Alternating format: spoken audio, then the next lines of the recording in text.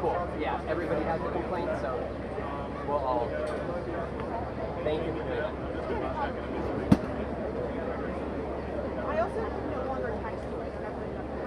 Lights will also like that.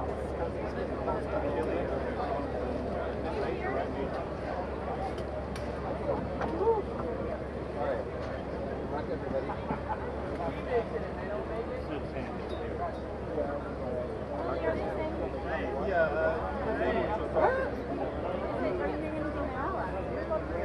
Not now. They were just talking.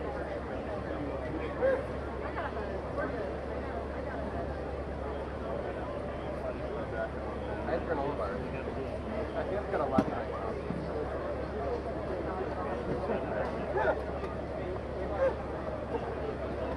These assignments that are like simple and simple, but also trying to look good and also effectively talk and communicate.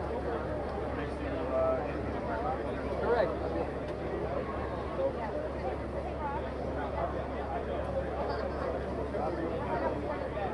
I don't know. You're a little creepy until 8 o'clock.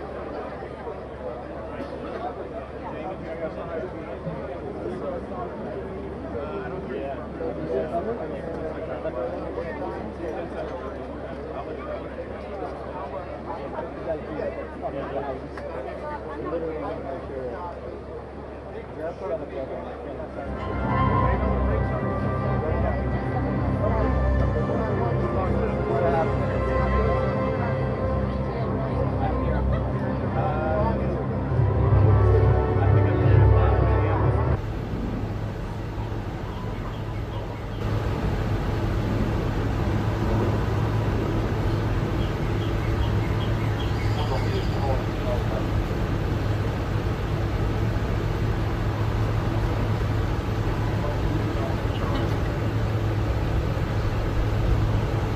President, your reaction on the shootings in Minneapolis? Absolutely terrible. Absolutely terrible. And they're looking for that particular man right now. Thank you. How concerned are you about potential attacks on U.S. forces in Iran?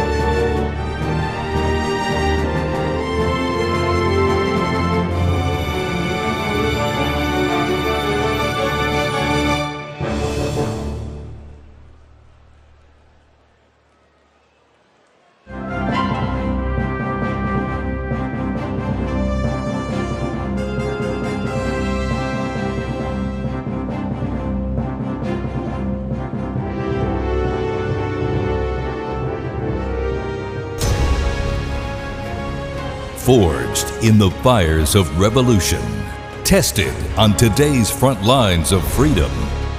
Before there was a nation, there was the United States Army. From the hallowed ground of Yorktown's first stand to the unwavering readiness at Fort Bragg today, and onward to West Point's next generation of leaders. For 250 years, one force has stood ready, unshaken, unmatched, unbreakable. And today, the legacy rolls on. This is the United States Army's 250th Anniversary Parade. Representing our joint forces, please welcome the Chairman of the Joint Chiefs of Staff, General Dan Kane.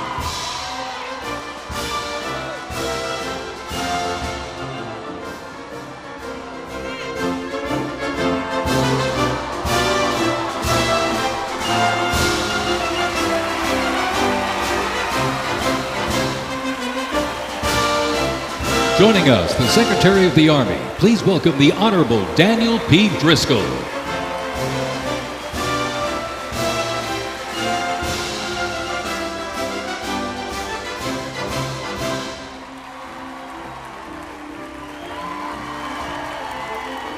Ladies and gentlemen, please welcome the Secretary of Defense, the Honorable Pete Hegseth.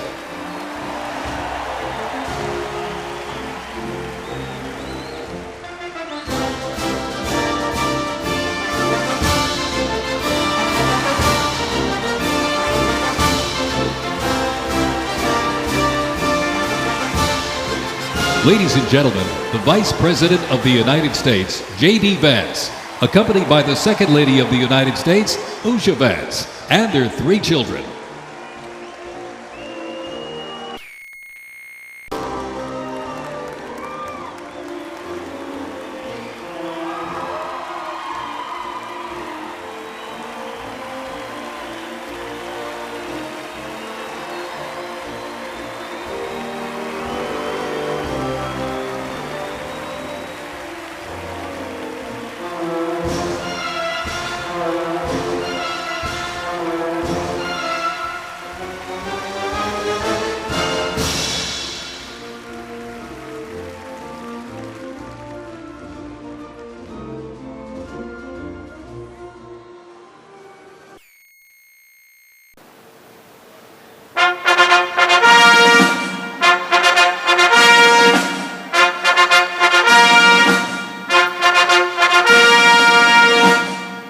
Ladies and gentlemen, please welcome the President of the United States, Donald J. Trump, and First Lady Melania Trump.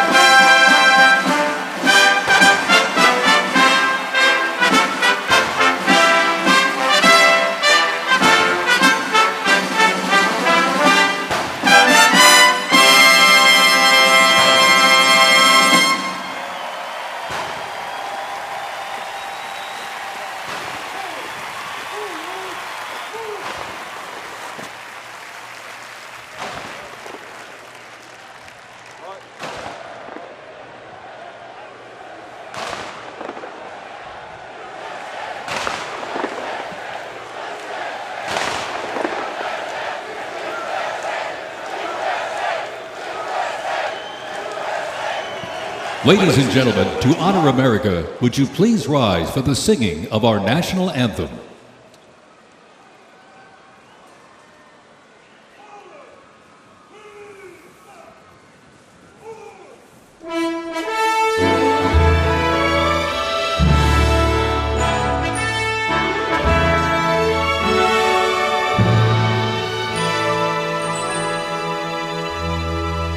Oh, say, can you see by the dawn so proudly we hailed at the twilight's last gleaming.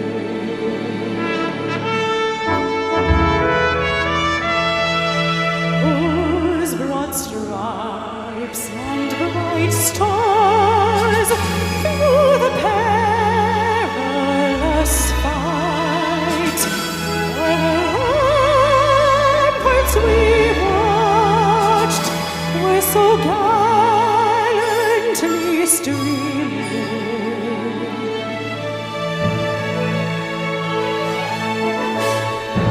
And the rockets red glare, the bombs bursting in air, gave proof through the night that our flag was still there. Oh, saved as that star-spangled banner yet waved. O'er the land of the free and the home of the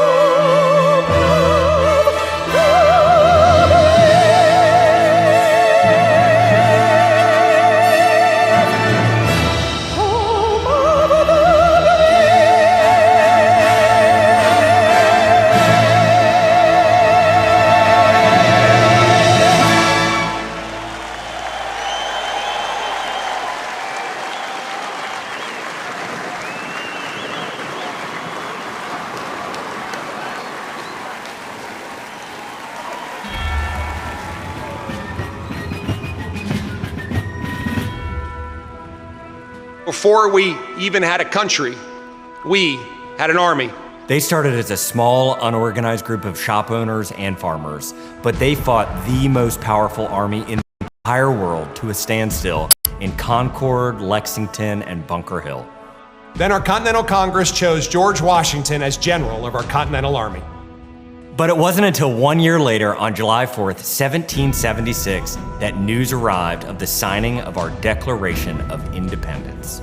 Now we had a new army and a new nation.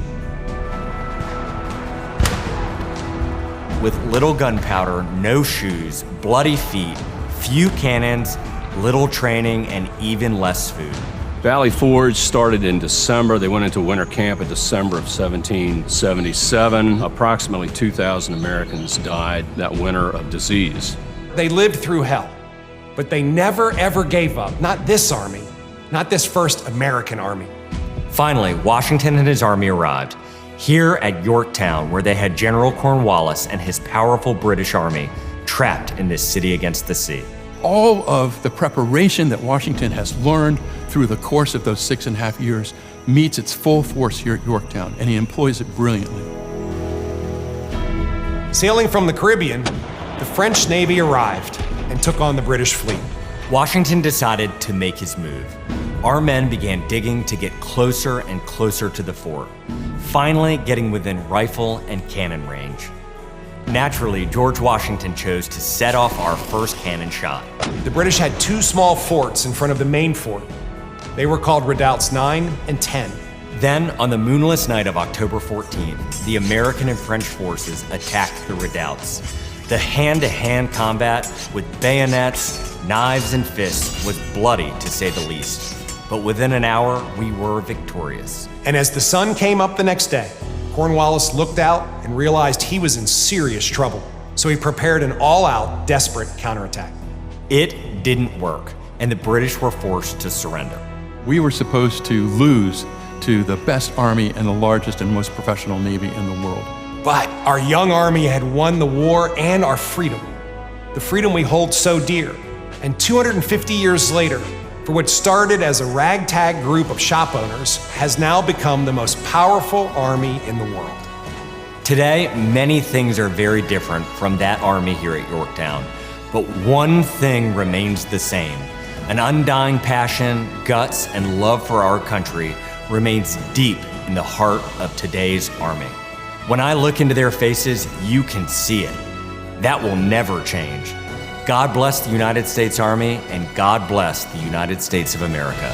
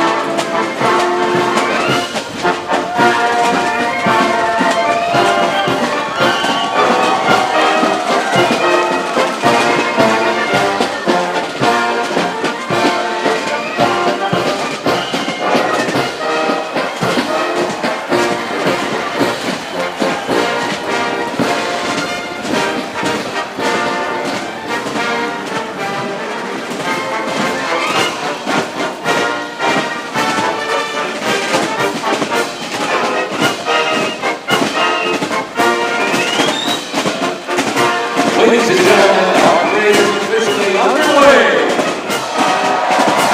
Our first international renowned world finest professional organization, the United States Army Band, Perfect Zone. They hold the series of organization of the U.S. Army, our nation's most senior service, stationed at Joint Base Operations Hall, Virginia, reflected important cultural events of national and international significance. They were founded back in 1922 by Army Chief of Staff John J. Pershing. They're led today by Colonel Bruce R. Culver and Drum Major Ron Moore. Today, Pershing Zone is playing a melody entitled The Army Goes Rolling Along. This was actually written in 1908 by the then Lieutenant Edmund Louis Stips Gruber, which was a descendant of Fred Gruber, who composed Silent Night. It was originally written to be an artillery regimental song entitled Aesop Rolling Along, and in 1956 the lyrics were revised by Harold Armour into the official song of the U.S. Army, and entitled The Army Goes Rolling Along. Pershing Zone carries out a century-old legacy, playing a march that brings pride to every soldier. The Army Song. The third infantry regiment is the oldest active duty unit in the U.S. Army. Established back in 1784, the unit was dubbed the Old Guard by Major General Winfield Scott during a victory parade in Mexico City after the Mexican War. It is the U.S. Army's official ceremonial unit and presidential escort, reflecting the year-round tactical training to ensure the highest standards and utmost discipline of its soldiers. The unit routinely represents the U.S. Army and our nation's official ceremonies, sporting events, and their own in the U.S. Army's own Twilight Tattoo. The Old Guard also maintains 24-hour vision. While also conducting funeral services honoring our fallen heroes in Arlington National Cemetery. The Ribbon's 50 campaign street stand is a testament to its long, faithful service to our nation. Ladies and gentlemen, the 3rd Infantry Regiment, the Old Guard.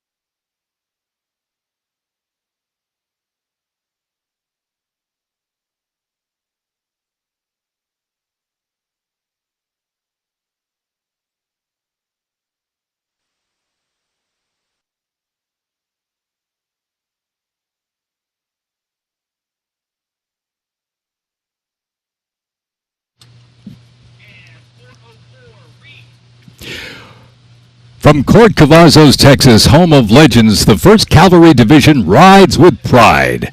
Born from the thunder of horse cavalry traditions of the Civil War, the 1st Team forged its reputation on the front lines of history. They stormed Manila with the Flying Column, charged into Pyongyang as the first to breach the line and face the brutal crucible of Ia Drang, the first of 13 named campaigns in Vietnam where they proved their mettle. Today, that same warrior spirit lives on. You'll know the name, and you'll know them by their iconic Cav hats, elite soldiers, and cutting-edge equipment. Tough, fit, fearless. The 1st Cavalry Division is a lethal, disciplined force that stands ready to fight and win anywhere, anytime, and the legacy rides on. This is the Cav.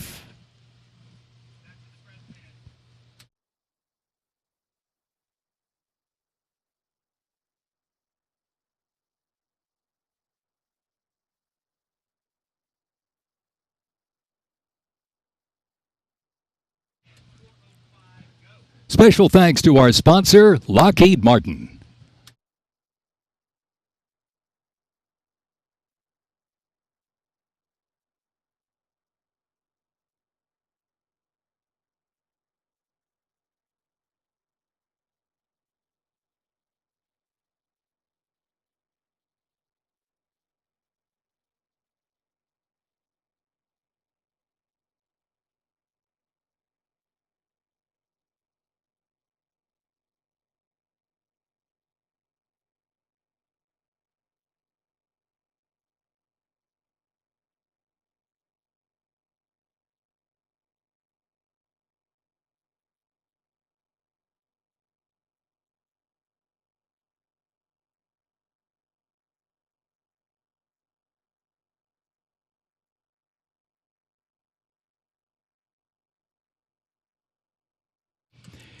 In 1914, years of escalating competition between European alliances culminate in the outbreak of the First World War. The two sides engage in a savage war of attrition, defined by opposing trenches, barbed wire, poison gas, and mass casualties. The United States initially maintained its neutrality, but was eventually drawn into the conflict in 1917. Despite having less than 130,000 soldiers at the beginning, the Army eventually grew to over 4 million, with nearly 2 million soldiers serving in Europe. In 6 months of fighting, nearly 50,000 Americans lost their lives, with another 190,000 wounded. The guns fell silent with the armistice of November 11, 1918.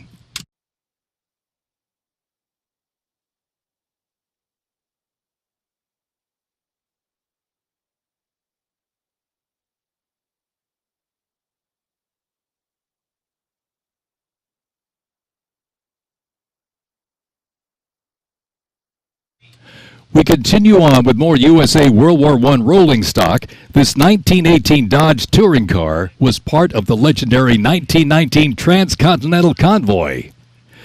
3,251 miles and 62 grueling days across the Lincoln Highway. And remember, no pavement, no GPS, and no power steering. Just grit, determination, and the drive to push Army mobility into the future. This car literally helped pave the way for the roads we rely on today, and reminds us when the Army moves, the nation follows. The 1918 Dodge Touring Car.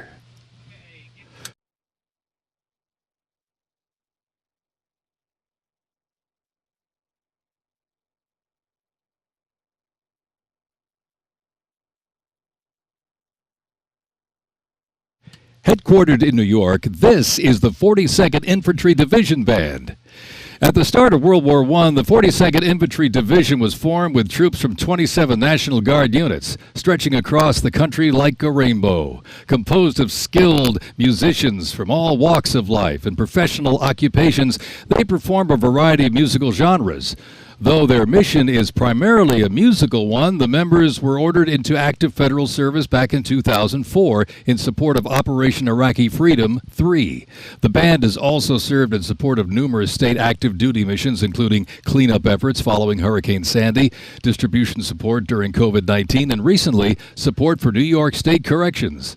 Commanded by Chief Warrant Officer 2 Ethan Wagner and led by Drum Major Sergeant First Class Drew Gans, the band is performing Over There, written in 1917 by Broadway composer and recipient of the Congressional Gold Medal George M. Cohan. Representing the World War I era is the 82nd Airborne Division, based out of Fort Bragg, North Carolina. You'll notice the unit is wearing replica World War I uniforms signifying the soldiers who served our nation during this time. When the Americans entered the Great War, our soldiers, under the command of General Blackjack Pershing, hit the trenches in the new standard. It was the olive drab winter service uniform. Now on their heads you'll see a steel helmet with sand-textured paint built to deflect deadly shrapnel from above. Not bulletproof, but battle tough. Nicknamed the Pershing boot, on their feet was the M918 1918 French boot. It was designed to survive the brutal grind of trench warfare. And on their backs, the field pack, rations, ammo, first aid, and a gas mask. Everything a doughboy needed to fight and to win.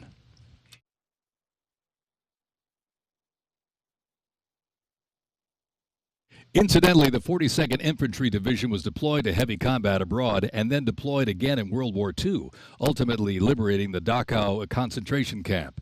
The 42nd responded to the terrorist attacks on 9/11. Later, with the war on terrorism, the rainbow stretched across the world again, deploying in Iraq and Afghanistan.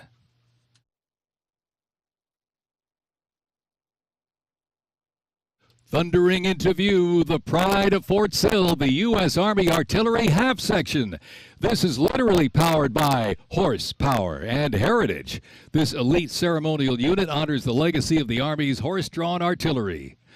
With precision, discipline, and 6 majestic horses pulling a vintage 1918 caisson, the half section keeps tradition alive and rolling strong. Representing the power, pride, and precision of America's field artillery, this is Fort Sill's finest, ladies and gentlemen.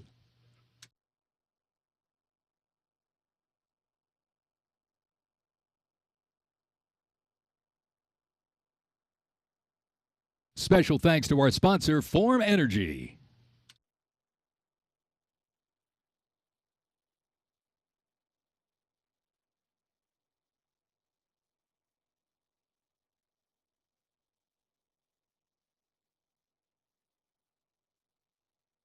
World War II, a global fight for freedom.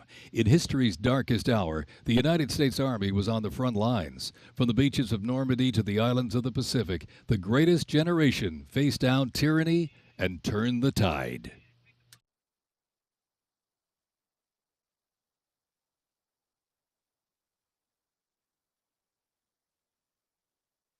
From bombers to fighters to transports, U.S. Army aircraft started to thunder across the skies in World War II. And take a look up there, ladies and gentlemen. Flying overhead right now. They are fast, they are fierce, and famously used in the Doolittle raid over Tokyo. Leading up front, the mighty B-25 Mitchell. Up next, the Cadillac of the sky, the P-51 Mustang. From the sky, we're back down on the ground. In World War II, one vehicle led the charge, the legendary quarter-ton 4x4 command recon vehicle, the Jeep. You might have a Jeep in your driveway, but not like this. The U.S. Army truck quarter-ton 4x4 command reconnaissance, better known as the Jeep, was an iconic vehicle of World War II and was the world's first mass-produced four-wheel drive vehicle. The Army used the Jeep for almost every military activity, including command vehicles, scout cars, and medical ambulances. Fast, rugged, the Jeep became a symbol of American ingenuity.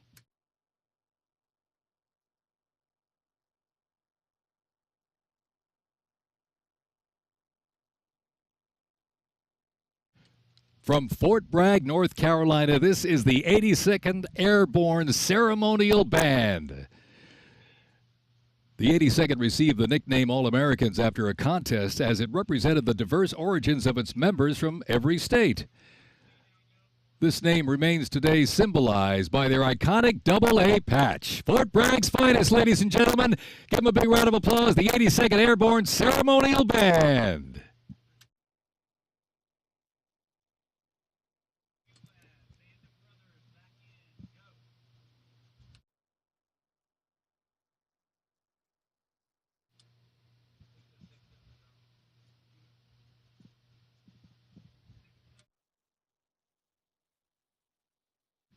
In a global fight like World War II, the U.S. Army knew our troops needed more than courage.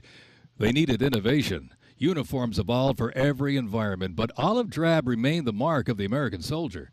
Shaped by lessons from the trenches of World War I, the Army introduced two battlefield essentials: the M1 helmet, tough, stable, and built to protect under fire, and the M1 Garand rifle, powerful and fast. It gave American troops a very clear edge. General George S. Patton called the M1 rifle the greatest battle implement ever designed, and history proved him right.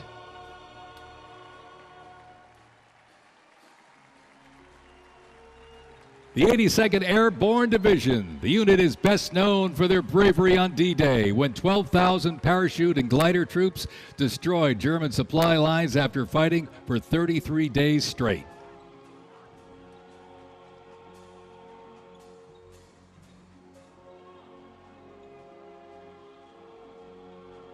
The 101st Airborne Division, based out of Fort Campbell, Kentucky, traces its lineage back to 1918 when it first established as the 101st Division.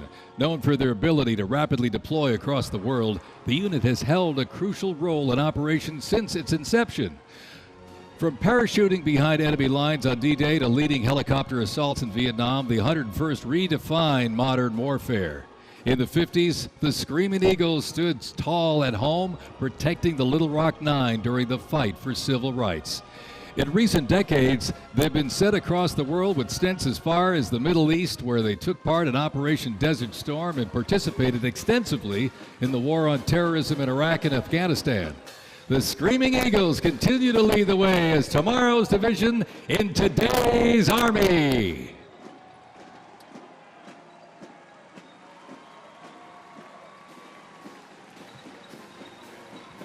The iconic Sherman tank is here, ladies and gentlemen. It was the cornerstone of the U.S. Armed Forces, showing its military might in World War II. It became one of the most influential tank designs of the 20th century. The M4 tank was nicknamed the Sherman tank after Civil War General William Tecumseh Sherman. Actually, it was named by the British. With almost 50,000 produced during World War II, the Sherman tank was in active service until 1957. In World War II, the M16 half-track was a force to be reckoned with. It was a self-propelled anti-aircraft weapon with speed, firepower, and grit. Nicknamed the Meat Chopper, its quad 50 caliber mount could unleash 2,300 rounds a minute. Quite devastating. It served through Korea, Vietnam, and beyond, and remains in use in U.S. allies to this day. The M16 half-track brings the fight wherever it rolls.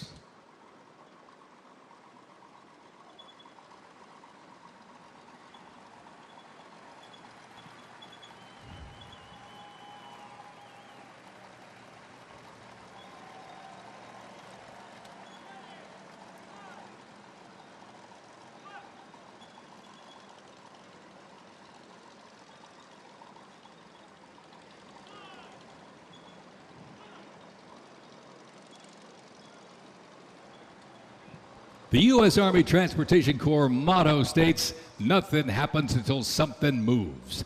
That was never more true than with this. Look at this, the 2.5-ton Chevrolet Deuce and a Half. It can move up to 10,000 pounds of cargo and was the backbone of the Red Ball Express that kept the Allies supplied after D-Day in World War II.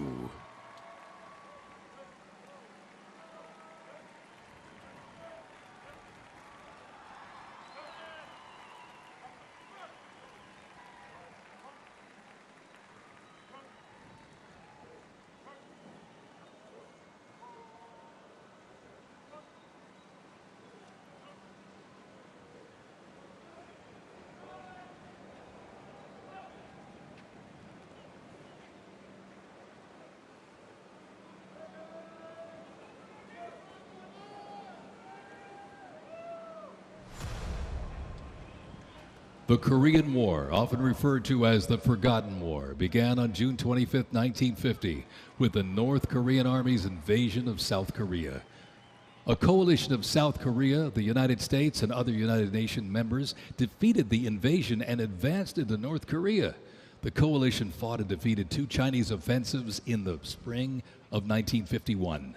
Armistice negotiations began shortly after that defeat in July of 1951 until the armistice was signed 2 years later in 1953.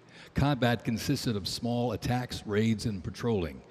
During this war, the United States deployed approximately 6.8 million military forces to the Korean Peninsula.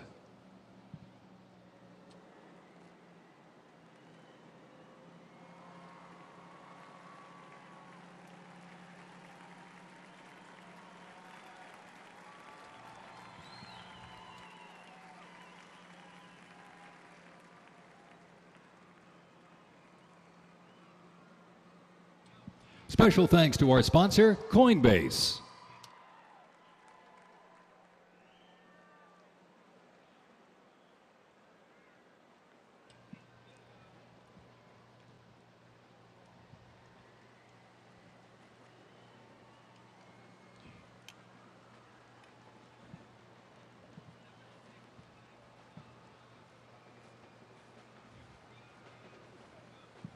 The M151 kept rolling along as the lightweight, high-mobility general-purpose vehicle replacing the famed World War II Jeep back in 1961. Officially named the Military Utility Tactical Truck, or MUT, most servicemen generally referred to it as a Jeep. The vehicle spanned more than 40 years in 4 manufacturers and were everywhere that the Army was deployed.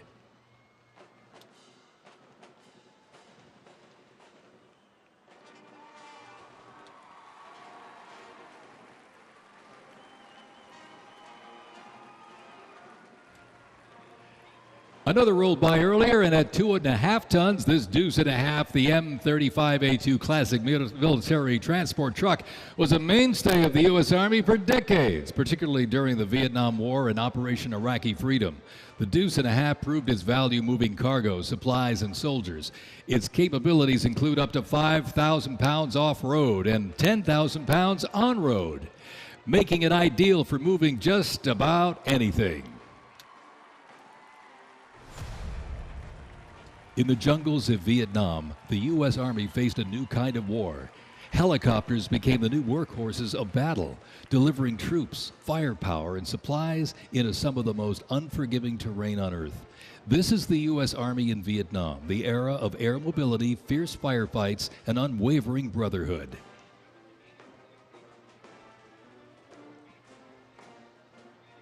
And over the music marching through, the roar of these legendary Army helicopters takes to the air. Flying overhead right now, they help define the Vietnam War.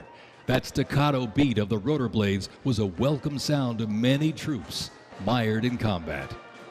From transport and medevac to close air support and reconnaissance, they brought the fight to the front and pulled the wounded to safety.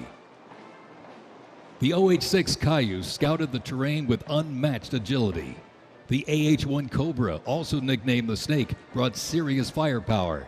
Its slim design, as you can see here, helped it survive and thrive in hostile environments to protect soldiers below.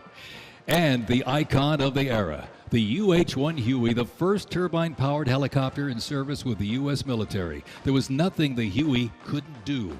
General support, air assault, cargo transport, medic evacuation, and ground attack missions. The Cayuse, Cobra, and Huey, ladies and gentlemen, three iconic Army symbols in the sky.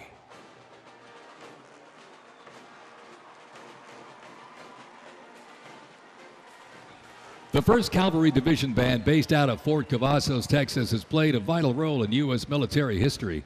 Since its origins back in 1855 as the band of the 2nd Cavalry, it has supported operations from the Civil War to Desert Storm. Over time, it's evolved into a powerful force, using music to strengthen bonds between soldiers and engage with communities. From World War II in Korea to the Vietnam War in Bosnia, the 1st Team Band has enhanced morale and upheld the division's enduring legacy. Today, the band continues its mission using music to shape perceptions, foster trust, and promote national Army and division interests. Standing ready to serve, it remains an enduring symbol of the 1st Cavalry Division's legacy and commitment to duty. The band performs Hit the Leather and Ride, a march composed by Captain Robert Meredith Wilson. This piece reflects the cavalry's transition from horses to mechanized warfare, capturing the speed, the resilience, and the tradition of the division. From Fort Cavazos, Texas, everybody, the 1st Cavalry Division Band.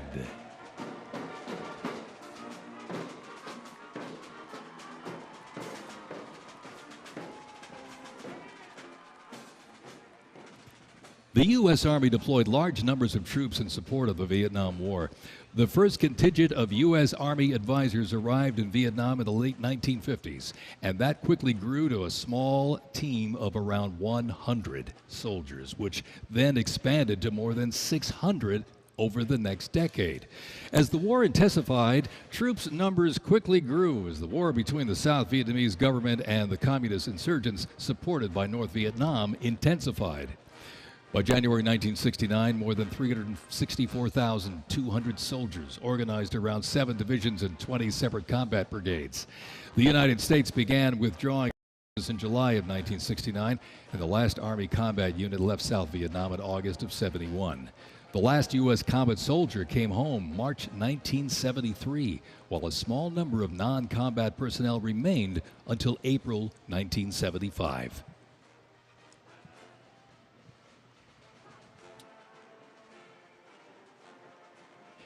Representing the Vietnam War era is the 101st Airborne Division, based out of Fort Campbell, Kentucky.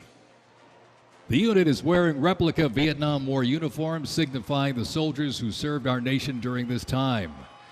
Blistering heat, thick humidity, and unforgiving terrain demanded uniform innovation, and the Army, they delivered. New lightweight uniforms were constructed to move with the soldier. The M16 replaced the M1 Garand, calling for redesigned ammo gear and faster reloads in combat. Body armor got smarter, jackets and trousers got lighter, and field equipment was reimagined to meet the mission head-on. Gone were the heavy Mickey Mouse boots, replaced by canvas tropical combat boots that offered better grip, faster drying, and all-day endurance.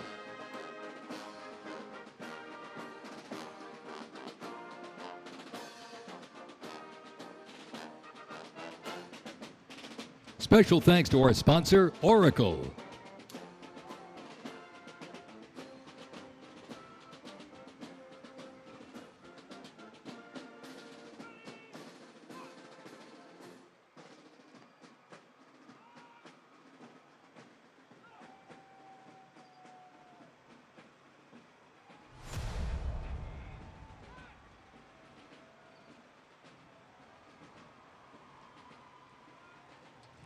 When Saddam Hussein's Iraq invaded Kuwait in August 1990, the U.S. Army deployed to Saudi Arabia to deter further Iraqi aggression in the region for what was known as Operation Desert Shield.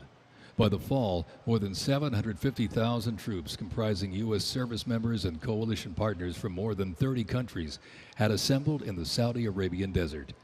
In mid-January 1991, the U.S.-led coalition began Operation Desert Storm, which kicked off with an intensive air campaign designed to knock out key Iraqi infrastructure and weaken Iraqi forces. The ground offensive was launched in early 1991, where military forces overwhelmingly destroyed enemy tanks and vehicles. After only 100 hours of ground combat, coalition troops liberated Kuwait, and the Gulf War ended with Iraq's surrender.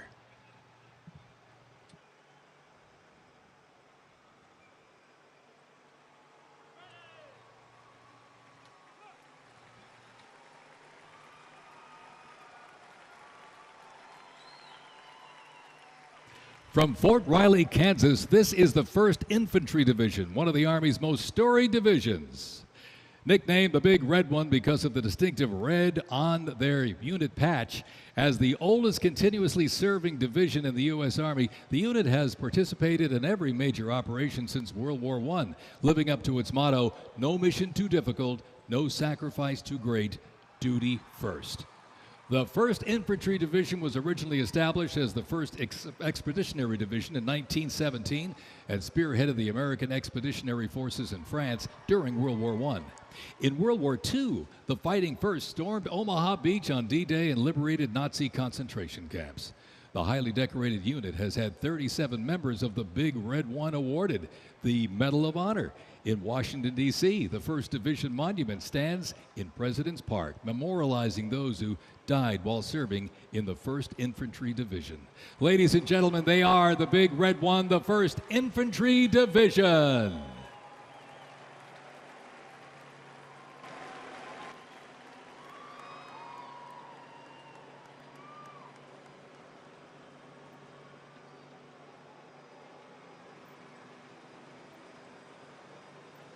More military rolling stock.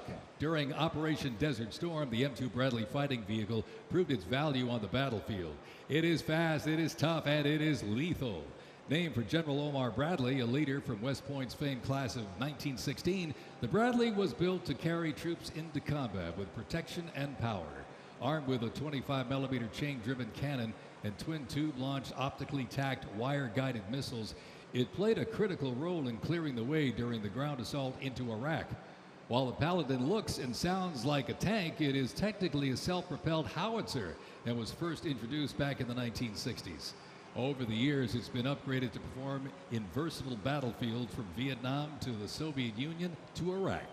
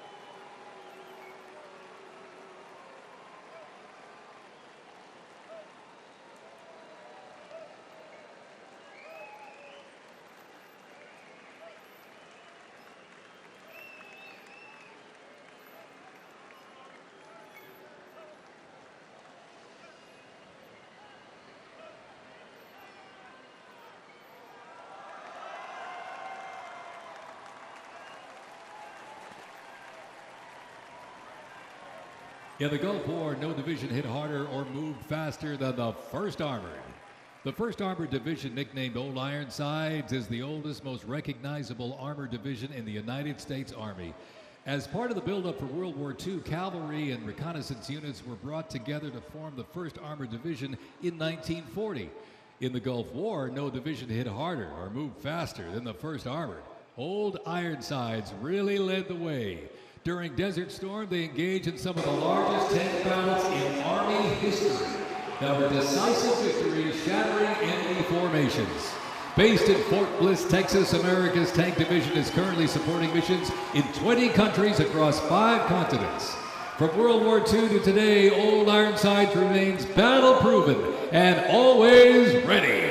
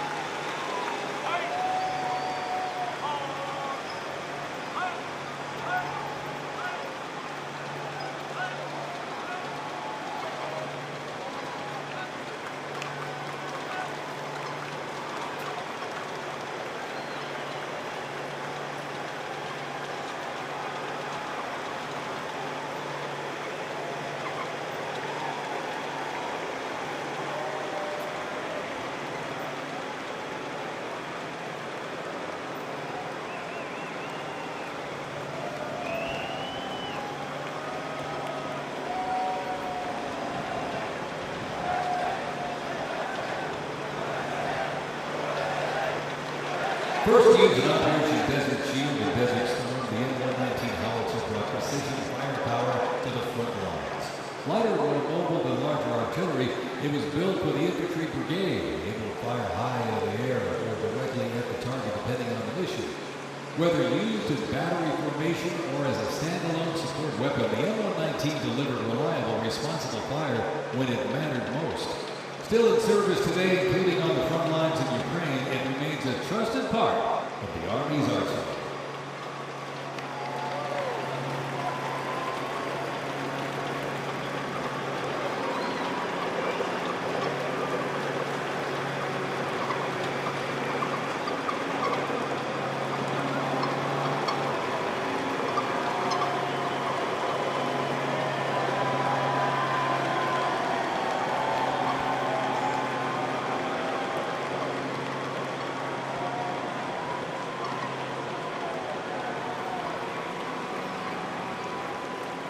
Special thanks to our sponsor, UFC.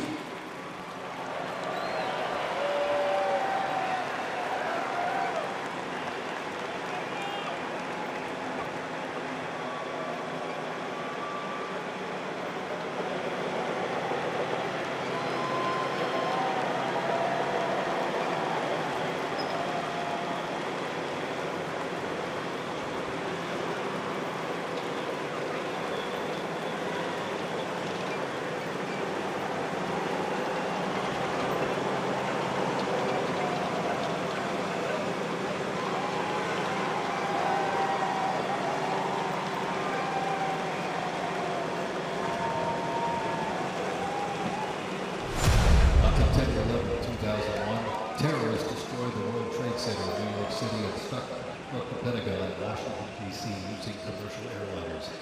In response, the U.S. launched the global war on terrorism. The U.S. will stop potential threats around the world and take the fight to terrorist groups and the nations that back them. The Army immediately deployed forces to Afghanistan to destroy Osama bin Laden's al-Qaeda terrorist organization and oppose his sponsors, the ruling Taliban. The 2003 President Bush expanded the war to Iraq. Soldiers and other armed services overthrew Iraq's dictator Saddam Hussein. The fight to stabilize Iraq and prevent terrorist groups from overthrowing its new government continues to this day. The campaign in Afghanistan lasted until 2021 when U.S. forces withdrew and the Taliban returned to power. Over the course of the two-decade conflict, over 2 million servicemen and women, less than 1% of the American population deployed in support of the global war on terrorism. Most of those who served were members of the United States Army.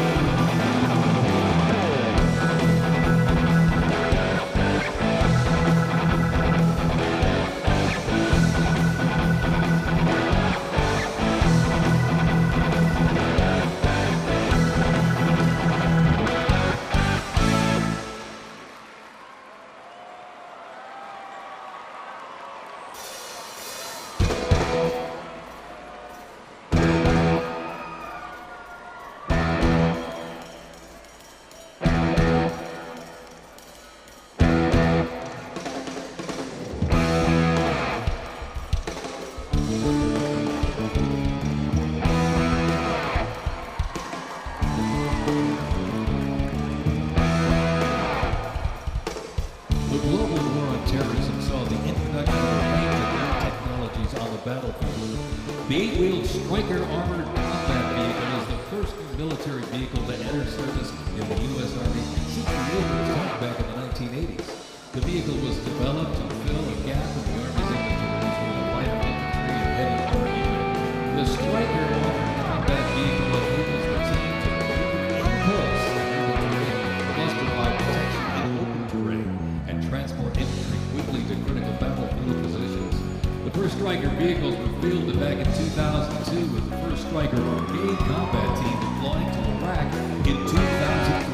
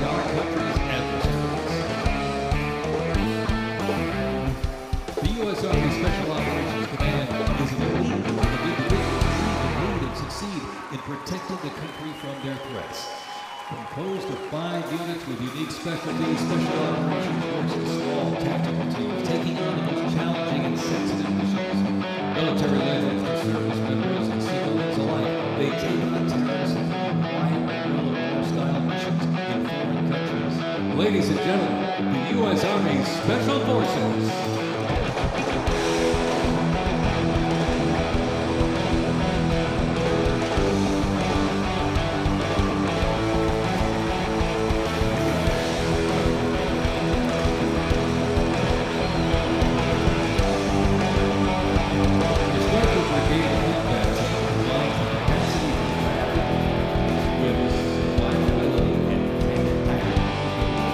Adaptability, continuous transformation of our enemies and fighting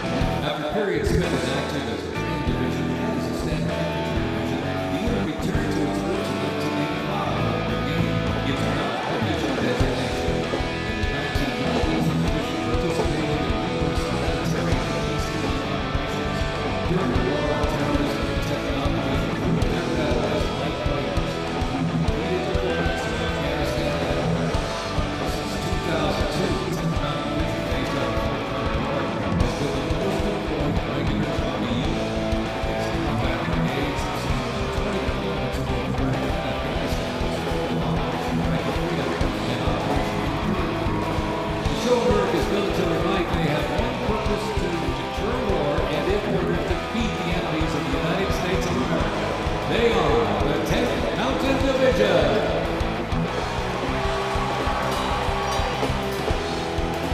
Investments in cutting-edge systems, drone technology, and AI-powered capabilities strengthen the force, equipping soldiers with the tools they need to protect the country and democracy.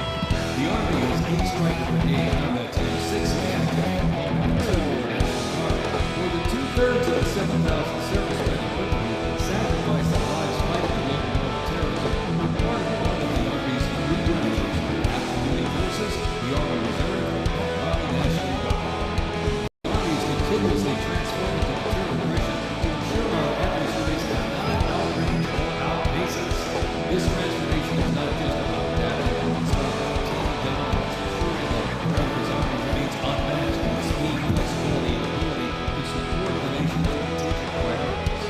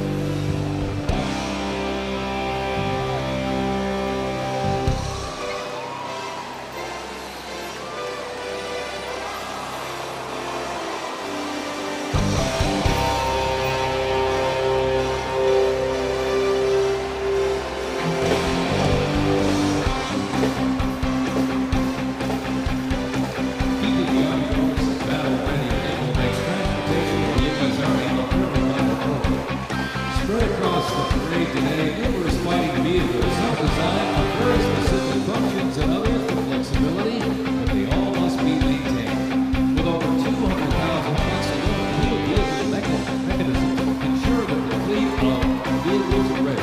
These mechanics get the job done. This combine starts with the M777, a lightweight howitzer. These lightweight howitzers may not look particularly lightweight, but are made from titanium. They are 7,000 pounds lighter than their predecessor, the F-198. Used by the Army since 2005, the F-27 is currently used weighing over 4,700 pounds. The F-19 howitzers, smaller than the C-5 brigades. Particularly for air assault missions. It was first used in Operation Desert Shield and Desert Storm in 1991. It is also seeing active use in Ukraine.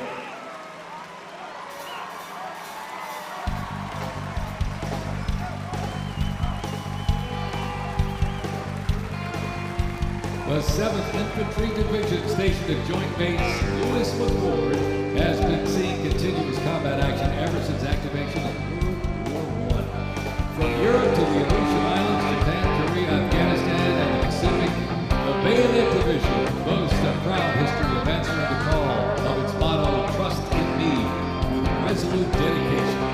Sent to deployments and conflicts around the globe since it was founded, the division returned to Fort Lewis in 1971, its first time on American soil since 1934. The 7th Division, originally called the Hourglass Division due to their attack design, gained the nickname Bayonet Division during their deployment to Korea in June of 1950. At Incheon landing, during the liberation of Seoul, they were credited with plunging the bayonet into the heart of the enemy.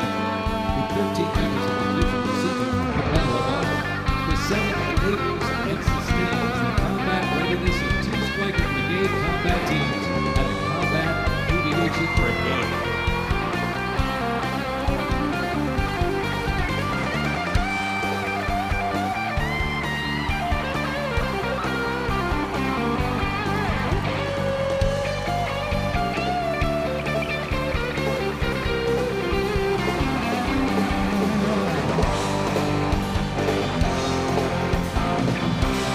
The American soldier is for everything the Army does.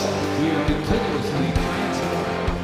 Army careers span the spectrum from notorious astronauts to mechanics to engineers. The Army's greatest asset is the finest men and women our great nation has to offer, with a myriad of talents that make us strong. Aside from its people, the Army's next greatest asset is its technology and equipment. Coming up next, these vehicles offer a glimpse of what the Army employs for readiness and battle. The portable howitzers and the foldable Abrams tank were used extensively in the Gulf War along with Bradley tanks and the infantry squad vehicle. The ISB provides enhanced tactical mobility of an infantry brigade combat team. This allows commanders greater freedom of movement and action. The ISB provides the warfighter with increased flexibility to ensure infantry units maintain momentum to achieve mission success.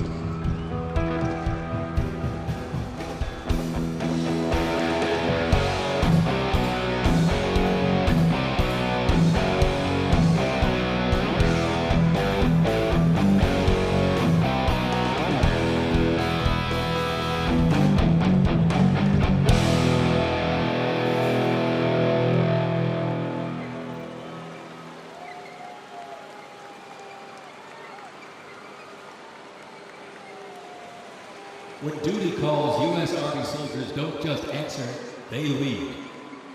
From Fort Bragg, witness a powerful demonstration of strength, purpose, and the unmatched capability of today's Army.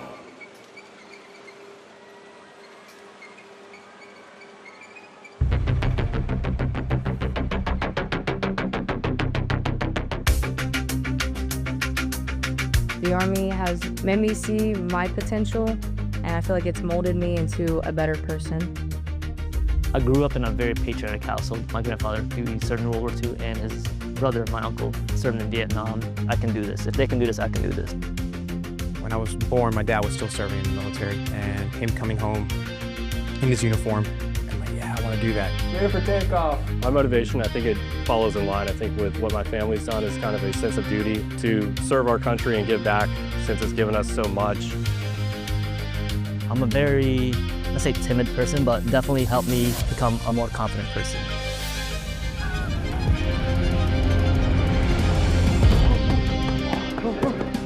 Working with a group and my peers, it really shows how much working with a team can strengthen you. All right, ready to go? Ready to go. I derive a lot of purpose from serving others.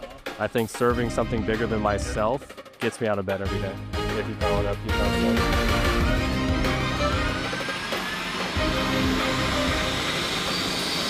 I definitely pushed myself further than I ever thought I could go.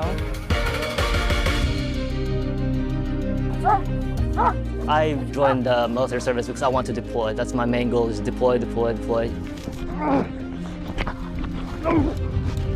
If we get the call, we have to go somewhere, we'll do what needs to be done. That's just the way we operate here.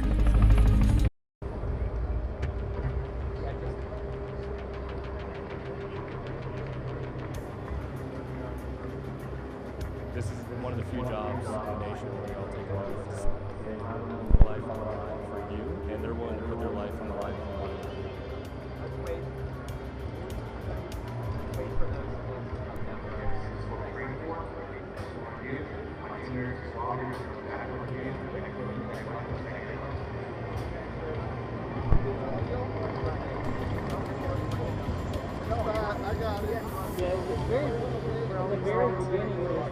It's like at the very beginning, like the power stuff going on. I'm not going to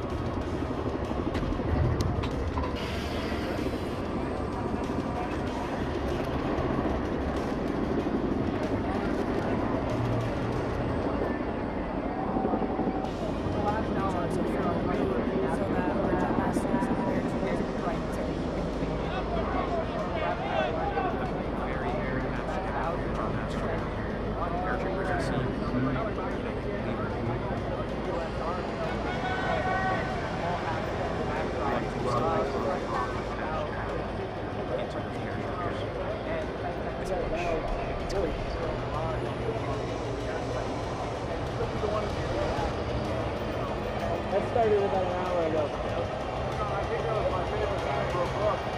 The voices in my head, Bob, well done.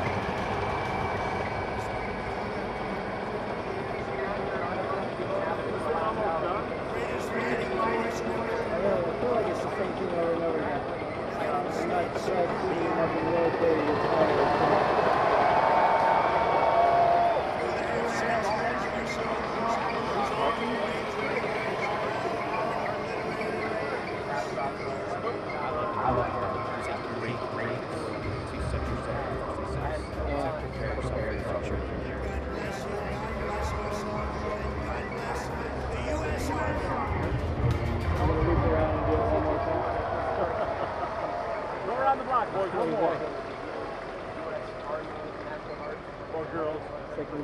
Stretch your peaceful camera. I think they looked at the weather and got a little lucky. Trophy Sulphur Bridges in Alaska is the home to America's Arctic Angels, who execute expeditionary operations worldwide, conduct multi-domain operations in the Indo-Pacific theater and the Arctic, and on order decisively defeat any adversary in extreme cold weather, mountainous and high-latitude environments through large-scale combat operations. The Angels are the Army's only Arctic division. Masters of Arctic warfare, the 11th serves worldwide in all climates. Established in November of 1942, the Angels of the 11th Airborne Division led the way in the Philippines during World War II and spearheaded an amphibious invasion of Luzon and distinguished themselves during the liberation of Manila.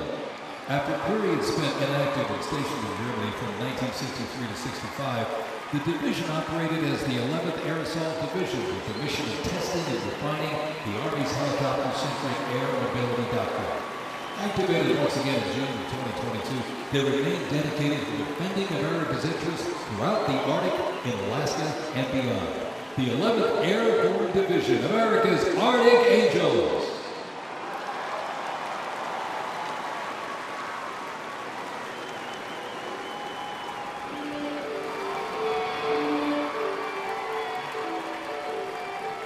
Requiring ongoing maintenance in the field and on base because nothing happens until something moves, wheeled vehicle mechanics supervise and perform maintenance, repair, and recovery operations on vehicles that serve the Army in a variety of mission-critical roles. Included in the array of mobile artillery such as Paladins and the Abrams tank is the Joint Light Tactical Vehicle known as the JLTV. It's highly adaptable, providing protected and sustained mobility for personnel and vehicles. JLTV is known for its off-road capability while providing armor against small arms and improvised explosive devices. The JLTV, right there.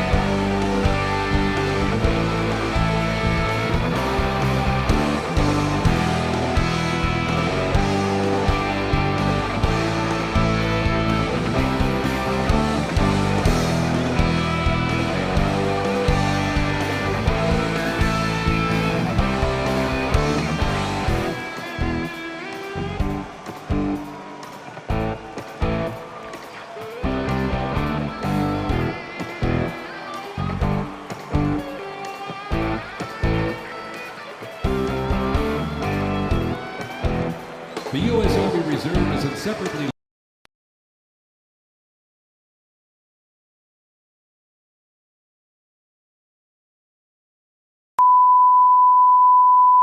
This is the primary audio circuit for the Reuters Live. Medical Reserve Corps, established back in 1908 to provide a ready reserve of medical manpower. This organization was folded into the new offices of the Officers Reserve Corps in 1917. Reserve organizations furnished crucial manpower to the Army during World War I and were merged into 1920 into the Organization of Organized Reserve. During World War II, the Army activated 26 Organized Reserve Infantry divisions, and roughly a quarter of the Army's officer corps came from the reserves during the conflict. During the Korean War, the Organized Reserve Corps was reorganized and redesignated the U.S. Army Reserve. The Army Reserve has since served as a vital source of manpower for the force during times of need, gradually transitioning from a strategic force to an operational force in response to the pressures of the war on terrorism. In the 170,000 Army Reserve soldiers and 11,000 civilians serving their home communities, and when needed, they can quickly mobilize. The Army can't deploy, they can't fight or win without the Army Reserve. They are an important component of Army readiness. Let's have a big hand for the Army Reserve!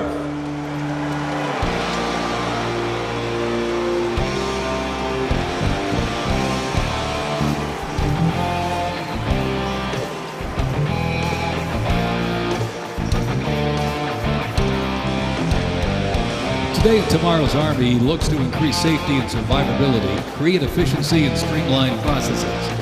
The Striker is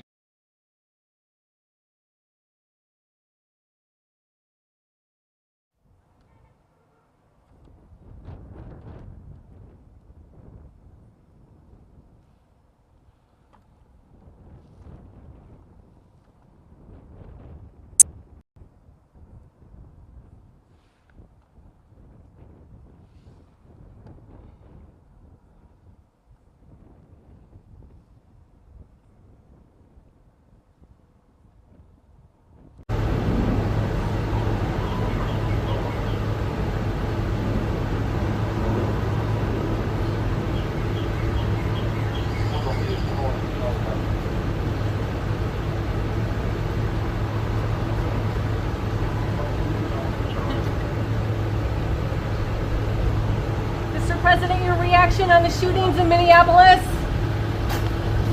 Absolutely terrible. Absolutely terrible. And they're looking for that particular man right now. Thank you. How concerned are you about potential attacks on U.S. forces in Iran?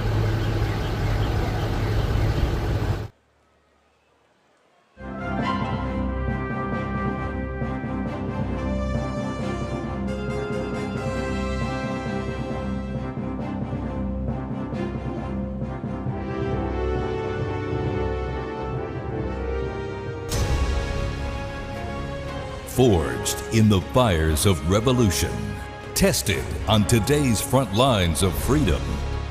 Before there was a nation, there was the United States Army. From the hallowed ground of Yorktown's first stand to the unwavering readiness at Fort Bragg today, and onward to West Point's next generation of leaders. For 250 years, one force has stood ready, unshaken, unmatched, unbreakable. And today, the legacy rolls on. This is the United States Army's 250th Anniversary Parade. Representing our joint forces, please welcome the Chairman of the Joint Chiefs of Staff, General Dan Kane.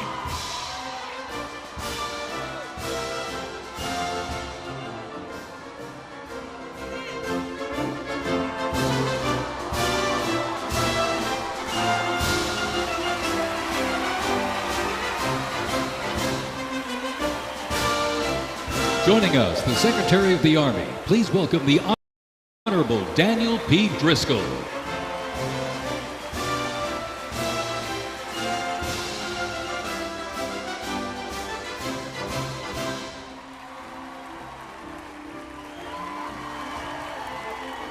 Ladies and gentlemen, please welcome the Secretary of Defense. the Honorable Pete Hegseth.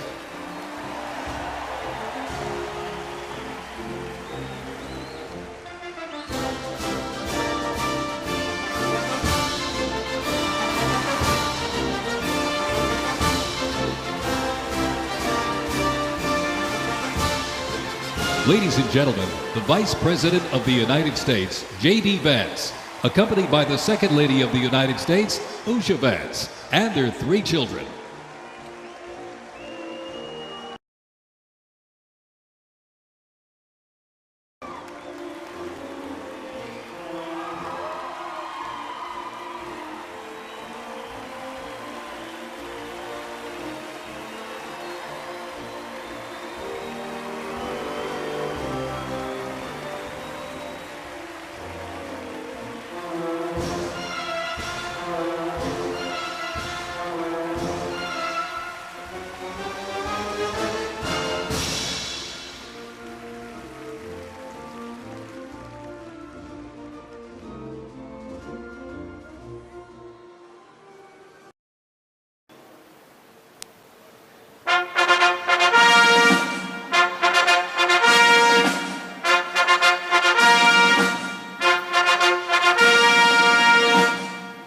Ladies and gentlemen, please welcome the President of the United States, Donald J. Trump, and First Lady Melania Trump.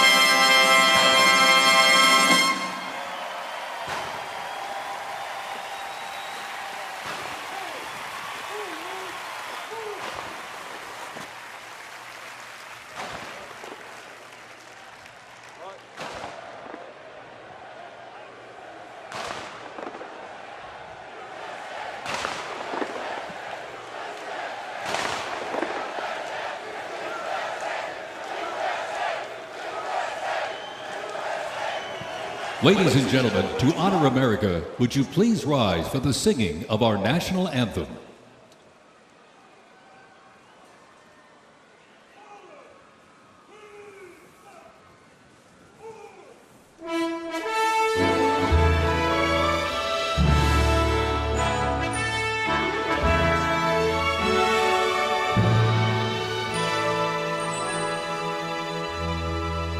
Oh, say, can you see by the dawn's early light what so proudly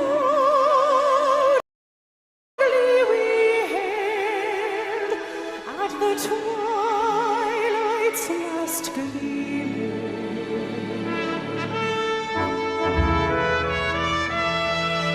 whose broad stripes and bright stars through the perilous fight, the ramparts we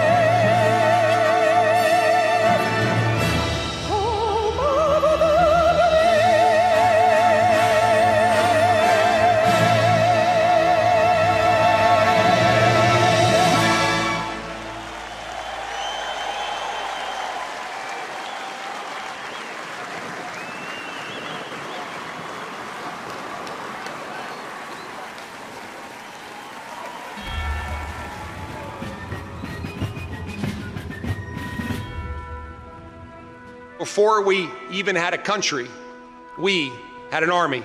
They started as a small, unorganized group of shop owners and farmers, but they fought the most powerful army in the entire world to a standstill in Concord, Lexington, and Bunker Hill. Then our Continental Congress chose George Washington as general of our Continental Army. But it wasn't until 1 year later, on July 4th, 1776, that news arrived of the signing of our Declaration of Independence. Now we had a new army and a new nation. With little gunpowder, no shoes, bloody feet, few cannons, little training, and even less food. Valley Forge started in December. They went into winter camp in December of 1777. Approximately 2,000 Americans died that winter of disease. They lived through hell, but they never ever gave up. Not this army, not this first American army. Finally, Washington and his army arrived here at Yorktown, where they had General Cornwallis and his powerful British army trapped in this city against the sea. All of the preparation that Washington has learned through the course of those 6.5 years meets its full force here at Yorktown, and he employs it brilliantly. Sailing from the Caribbean, the French and took on the British fleet. Washington decided to make his move. Our men began digging to get closer and closer to the fort, finally getting within rifle and cannon range. Naturally, George Washington chose to set off our first cannon shot. The British had two small forts in front of the main fort. They were called Redoubts 9 and 10. Then, on the moonless night of October 14th, the American and French forces attacked the redoubts. The hand-to-hand combat with bayonets, knives, and fists was bloody, to say the least. But within an hour, we were victorious. And as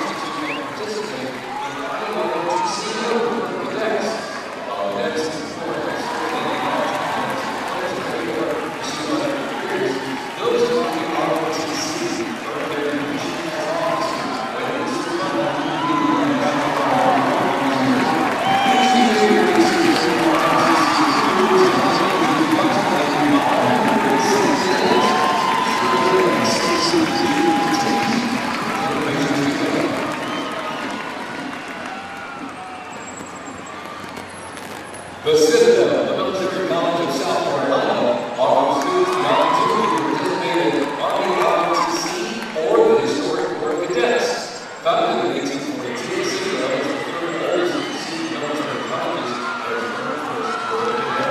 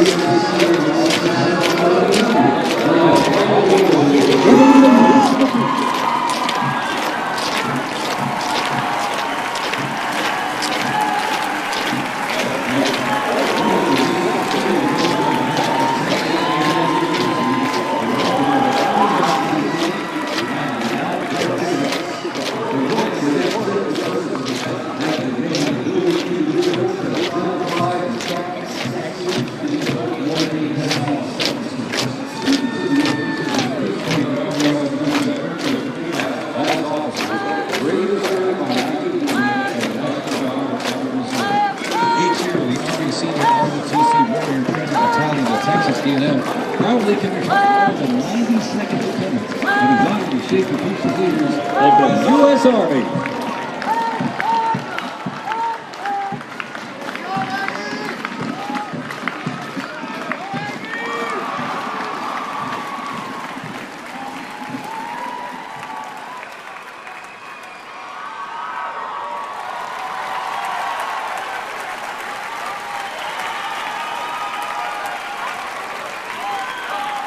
In a powerful display of these future soldiers, raise your right hand and take the witness clearly out of the running shot. This celebration is led by the National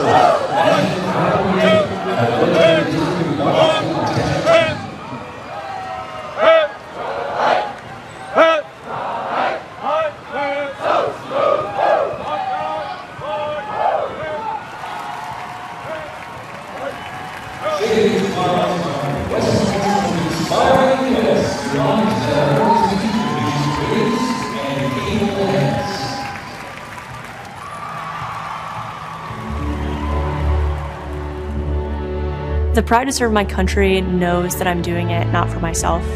Every day I put on the uniform, I'm not just representing Caroline Robinson. I'm representing my company here at the Academy. I'm representing West Point. I'm representing the United States Army, and ultimately, I'm representing the United States of America. I really came to West Point because belief in the American dream and giving back to our country. You're a part of something that is much bigger than yourself. You're a part of a tradition of excellence and a legacy that's connected not only to the Academy, but to the American Army. I'm surrounded by people who want to make themselves better and serve our country. Excellence is their baseline, and that to me is what it means to be a West Point cadet. From the earliest days of our nation, this supreme tradition of American military service has been passed down from soldier to soldier and generation to generation, and it's a beautiful thing to watch. My brother preceded me here, and originally I didn't really know what West Point was until he came. But when I saw the mission that they were committed to, of upholding the principles of American democracy and protecting the Constitution, I knew it was somewhere I had to be. Every time that we lived outside of the United States, I always developed this sense of gratitude and pride of being an American, and I wanted to give back to my country what it gave to me. And it wasn't until I zipped up the blouse and I put the belt on for the first time that I realized that I was going to be serving my country, and it felt right. West Point was the place that I needed to be, and more importantly, the Army was where I wanted to be. I just looked to the left and right over basic training and realized that we all had the same American patch on our shoulders, that we're all fighting for the same thing. I mean, there was no better feeling in the world knowing that every single person around you is committed and willing to die for that mission. You came for excellence, you came for duty, you came to serve your country, and you came to show yourselves that you are among the smartest, toughest, strongest, most lethal warriors ever to walk on this planet. What excites me the most about my future in the Army is the opportunity that I'm going to have to give back to the American soldiers that I'm going to be leading. Because ultimately, they don't get to choose. And to me, it's that burden of responsibility to be the best leader. And as a young officer, that's going to be exactly what I get to do. I was the cadet basic training first detail for the first 3 weeks. And I got to see the new cadets come in from their families' homes and being in process on their very first day and watching them grow so quickly. I would do all the formations, and I looked out at these 1,000 new cadets, people who just come out of high school. They were completely different people. I don't think there's another institution in the country like West Point where the student body is so committed to furthering the mission of America and ensuring our democracy and freedom for generations to come. I'm really surrounded by the best of the best, and that's when I realized this is a place that I absolutely want to be. West Point itself is an amazing institution, but it only provides opportunities. The people here have to choose to take those opportunities and grow and lead and serve. And the people here want to do that. And I'm proud to be a part of that. And I would tell any high schooler who is considering it, you won't regret it.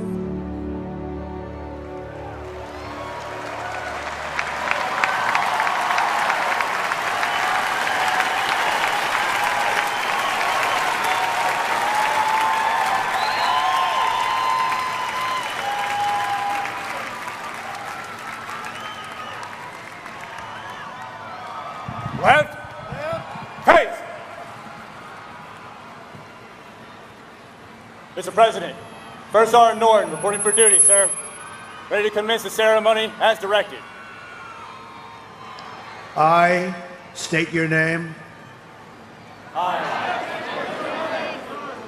Do solemnly swear that I will support and defend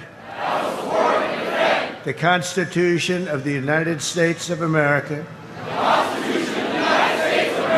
against all enemies, foreign and domestic, that I will bear true faith and allegiance to the same, and that I will obey the orders of the President of the United States and the orders of the officers appointed over me according to regulations and the Uniform Code of Military Justice. So help me God. Congratulations, congratulations. Welcome to the United States Army, and have a great life. Thank you very much. Have a great life. Thank you.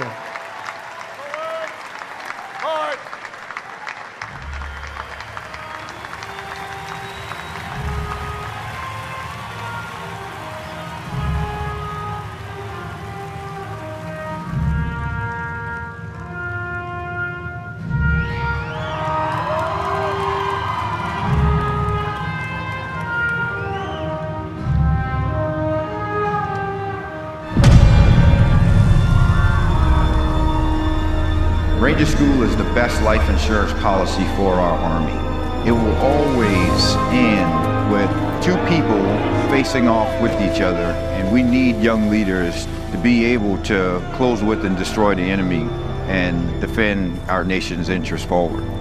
Surrender is not a Ranger word. It's not an option. I know that I'm not going to be able to get to do this again. This is my chance. It all starts at the legendary Ranger School, the crucible where these elite warriors are forged. It has been described as the longest approved gut check in the Army. Over 62 days, students will patrol hundreds of miles over mountains and through swamps under the crushing weight of their equipment. All the while, they are deprived of both food and sleep, forced to perform at the very edge of their physical limits. But it's not just the physical challenges that make Ranger School so intense. The mental strain will break these soldiers down to their core. If I have a come-to-God moment, I take my PC off my patrol cap, and on the inside of that, my commander gave me a Ranger tab, the yellow and black one that you get during graduation, and I pinned it to the inside of my PC. Ranger School is not for the faint of heart, but for those who are up to the challenge, it is the ultimate proving ground. They already didn't have enough beds for the people in our company. And our eyes reminded us that we don't have enough beds because there's not going to be this many people by tomorrow. Just a slight reminder that there's too many of you anyways, and not all of you are going to pass.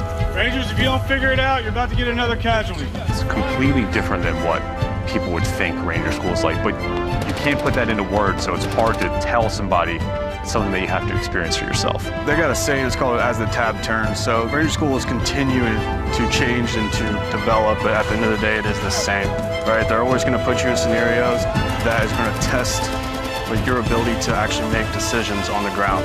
As you go through Ranger School, it is a gut check. It's going to check you out. And what's going to get you through it is whether you have it or not. Thousands and thousands of soldiers train all their lives to come here, prepare themselves to come to Ranger School, and only a few hundred leave here every class with the tab. It's not for everyone. I'm not going to leave until I get it, so just buckle down, stop complaining, and just get the job done.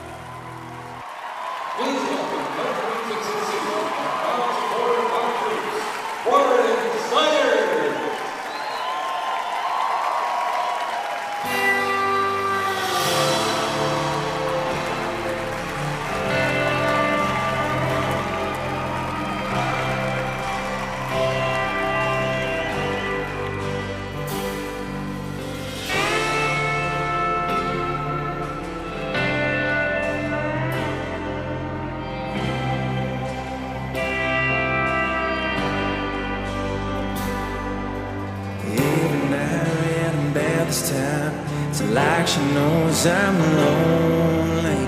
Rolls up when the wine's gone like a record on rain day.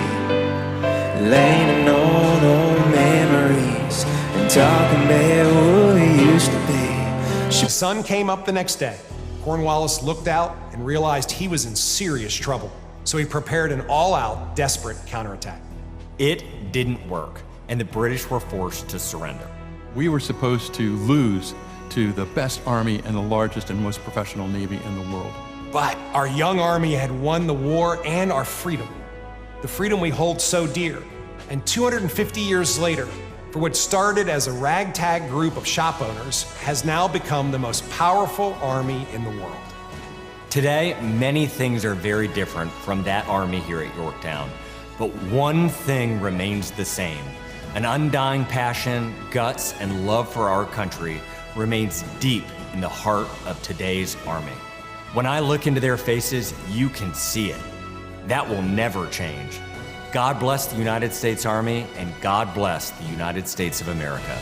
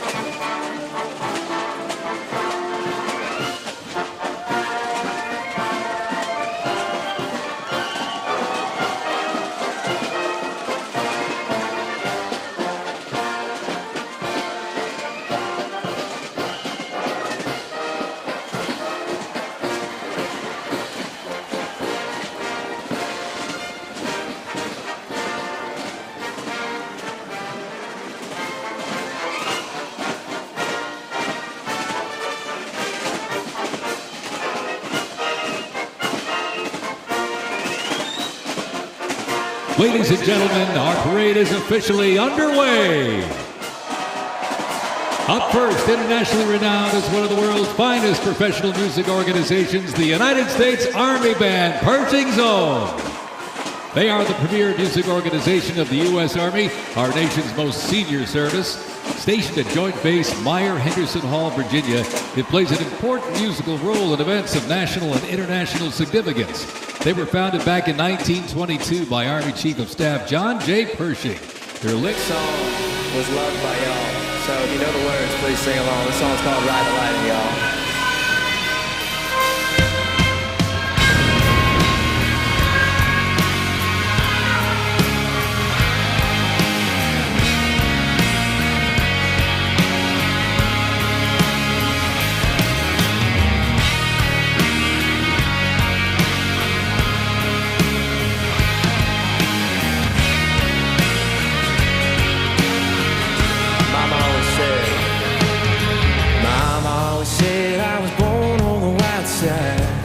Today by Colonel Bruce R. Pulver and Drum Major Rob Moore.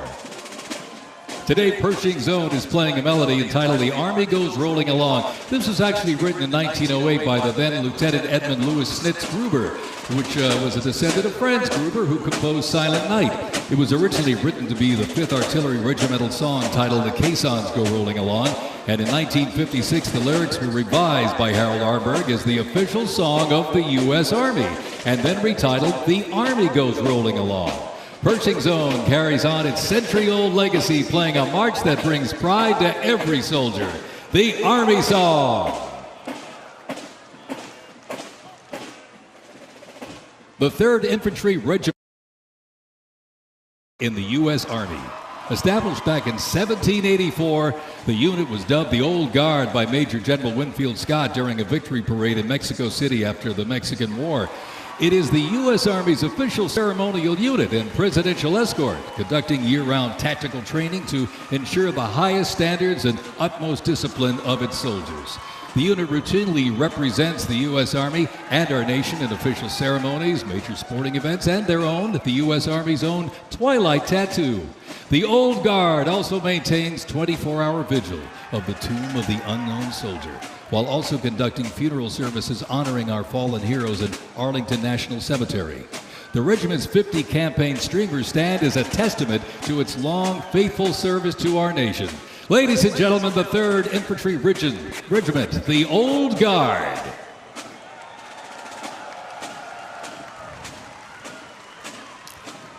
In 1775, the shot heard round the world at Lexington and Concord sparked a revolution, uniting 13 colonies and forging a continental army from farmers and frontiersmen. Against the odds, they turned the tide at Trenton and Saratoga, survived Valley Forge, and at Yorktown forced a British surrender, securing independence and giving birth to the United States of America.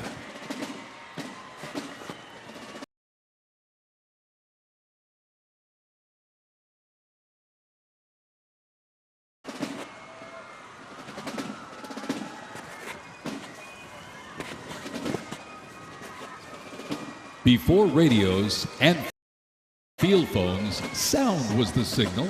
In the Continental Army, fifes and drums carried commands across the chaos of battle, telling soldiers when to advance, when to retreat, eat, even when to rest. That legacy actually lives on today with the U.S. Army Fife and Drum Corps, part of the 3rd Infantry Regiment known as the Old Guard. Founded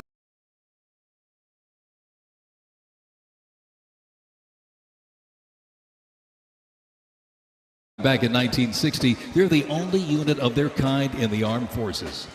Performing in uniforms patterned after those worn by General Washington's musicians.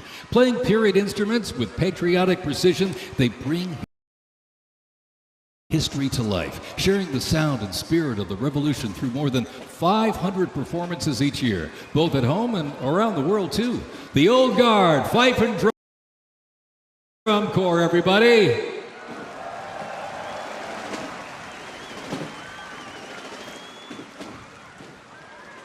And now, from high above, ladies and gentlemen, celebrating 250 years, your United States Army parachute team, the Golden Knights.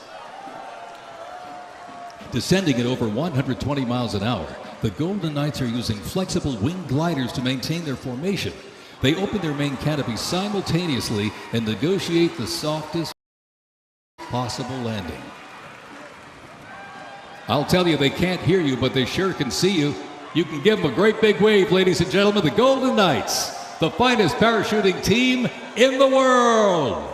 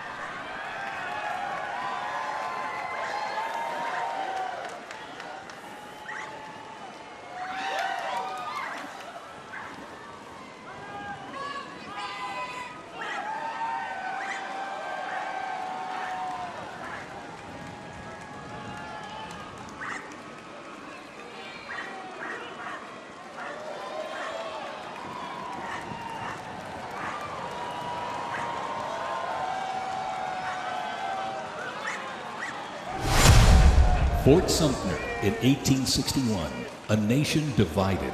Over 4 brutal years, nearly 2 million soldiers fought to preserve the Union.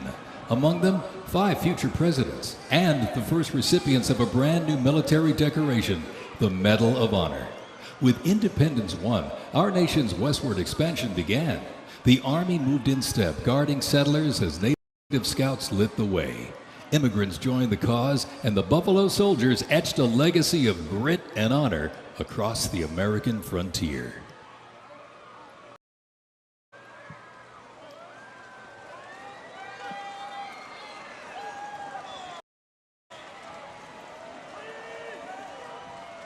As they march by, a soldier's uniform signals their duty, their role, and their readiness. And by the late 1850s, official regulations outlined distinct looks, shaping the Army's identity and function across the force. Soldiers were issued 2 coats. One, a short sack coat for work and battle, with brass buttons and colored trim that marked their rank. Well, by war's end, that rugged sack coat became the soldier's uniform of choice. As the war escalated, volunteer enlistment surged. Congress authorized support for a force of up to 500,000 new troops, answering the call to preserve the Union. As they march by, representing the Civil War era of our nation's history, is the 4th Infantry Division based out of Fort Carson, Colorado.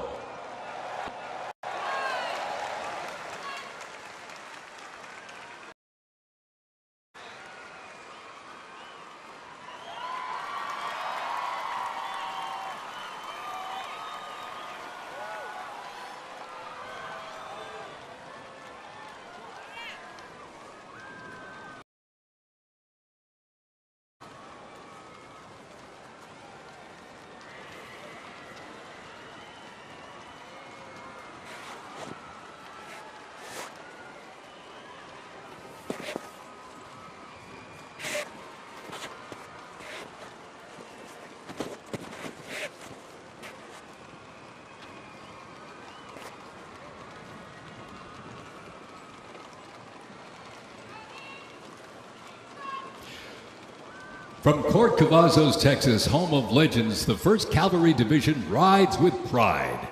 Born from the thunder of horse cavalry traditions of the Civil War, the 1st team forged its reputation on the front lines of history. They stormed Manila with the flying column, charged into Pyongyang as the first to breach the line and face the brutal crucible of Ia Drang, the first of 13 named campaigns in Vietnam where they proved their mettle. Today, that same warrior spirit lives on. You'll know the name, and you'll know them by their iconic cav hats, elite soldiers, and cutting-edge equipment. Tough, fit, fearless. The 1st Cavalry Division is a lethal, disciplined force that stands ready to fight and win anywhere, anytime, and the legacy rides on. This is the Cav.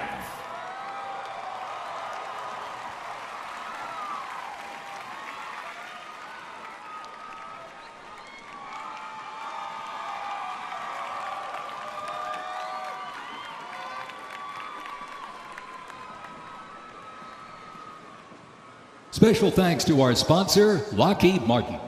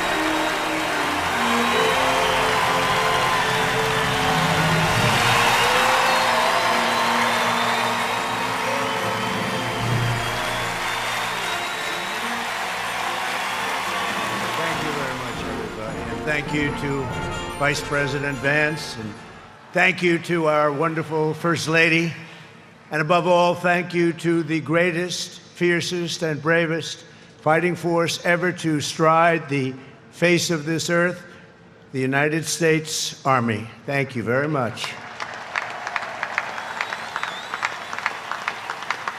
Because the Army keeps us free, you make us strong, and tonight, you have made all Americans very proud. They're watching. About time America did too.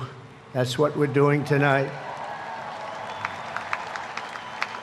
And watching this magnificent display, our souls are filled with gratitude for every generation of warriors who have worn the uniform all the way back to the very beginning.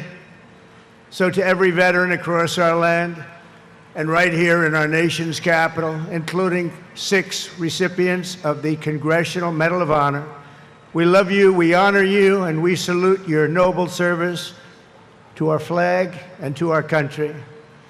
As we celebrate tonight, we also think of the hundreds of thousands of Army soldiers who have made the supreme sacrifice for our nation and selflessly laid down their lives in every war, from the Revolution to the War on Terror. To the Gold Star families with us today, the courage of your heroes is the bedrock on which our entire nation stands. We thank you. Yes, we thank you. Today we commemorate an event that did not just change American history, but changed the history of the entire world, with the creation of America's Army on June 14th, 1775, liberty got its shield and the freedom got its sword. Those first Army patriots in the American Revolution fought against a fearsome enemy and impossible odds, but they were armed with a righteous cause. They were led by an indomitable commander, a truly great man, General George Washington, and they were united by an eternal creed. Their motto is victory or death. Over the past 2.5 centuries, our warriors have shown unrivaled valor on fields of battle around the globe. With the frostbitten feet and bloody fist, they have marched into the flames and fury of combat, charged up mountains, stormed beaches, waded through torrents of gunfire, and leapt into skies thick with smoke and shrapnel. The U.S. Army has driven bayonets into the heart of sinister empires, crushed the ambitions of evil tyrants. Beneath the threads of American tanks, it's done so well, it's done so much, and sent the devil himself flying into full retreat. Time and again, America's enemies have learned that if you threaten the American people, our soldiers are coming for you. Your defeat will be certain, your demise will be final, and your downfall will be total and complete.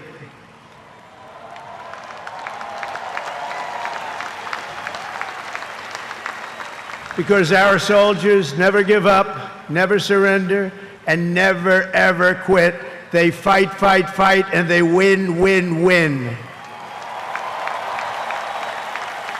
And that's why no institution in history has entered more names into the roster of American heroes than the U.S. Army, the Congressional Medal of Honor, more than anyone or anything.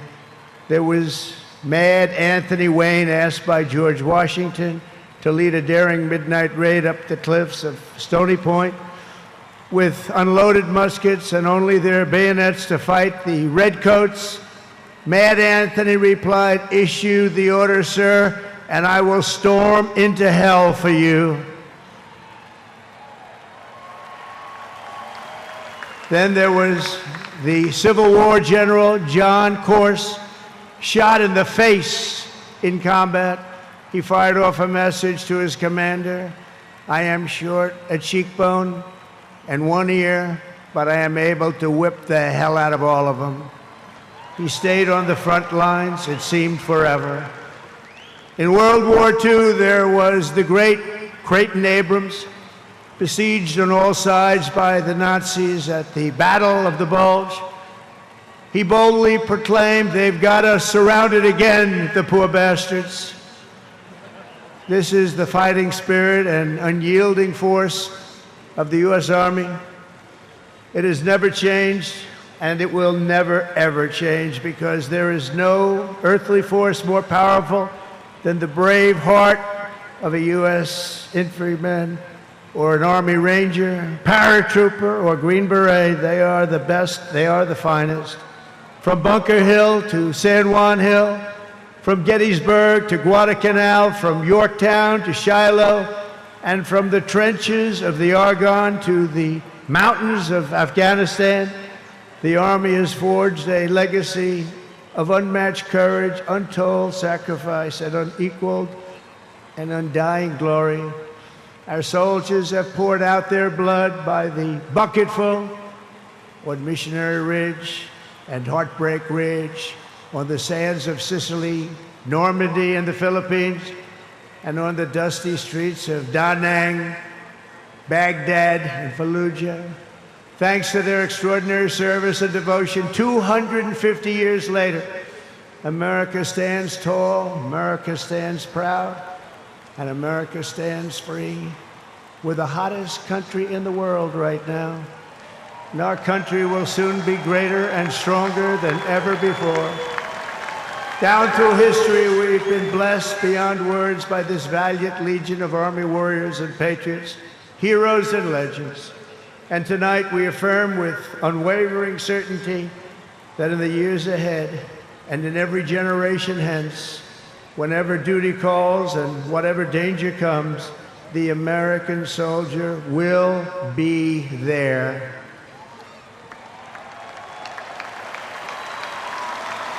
No matter the risk, no matter the obstacles, our warriors will charge into battle. They will plunge into the crucible of fire, and they will seize the crown of victory, because the United States of America will always have the grace of Almighty God and the iron will of the United States Army. Congratulations to everybody. We love our country. We've never done better. Thank you. God bless you. God bless the Army, and God bless America.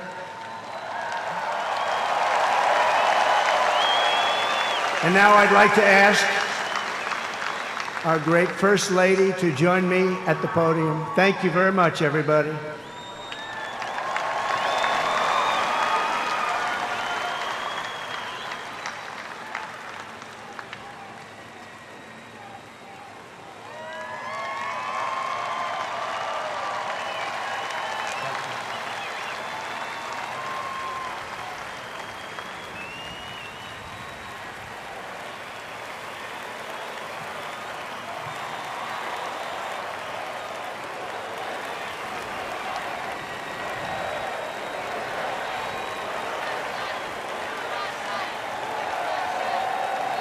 Mr. President, on behalf of the United States Army, the Army Golden Knights, I would like to present to you this flag, which was flown over our nation's capital in free fall during the Army's 250th birthday celebration.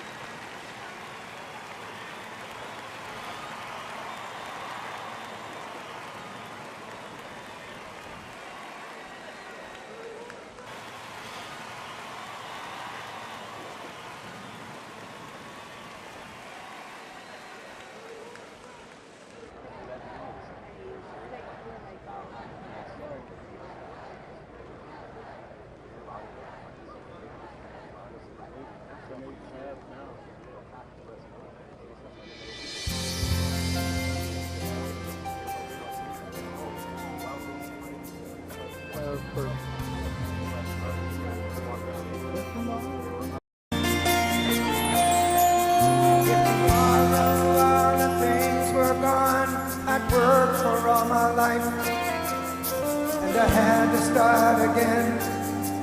Just my children and my wife. Thank my lucky stars to be living here today.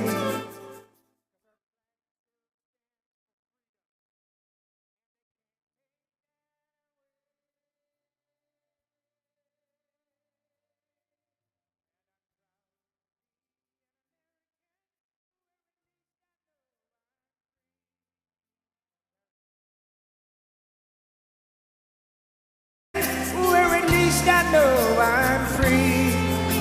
And I won't forget the men who died, who gave that right to me.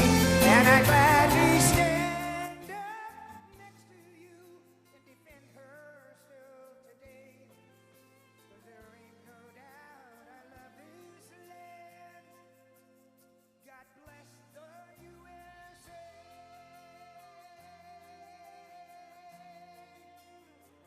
Happy birthday, Mr. President.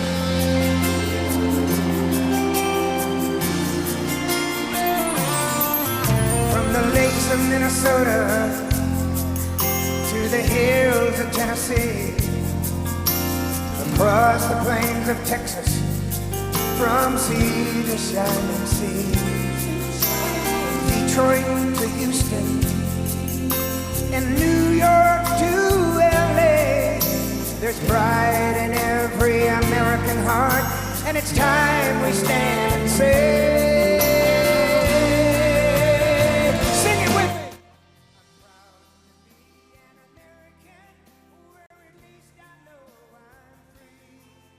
And I won't forget the men who died, who gave that right to me. And I gladly stand up next to you and defend her still today. 'Cause there ain't no doubt I love this land. God bless the USA.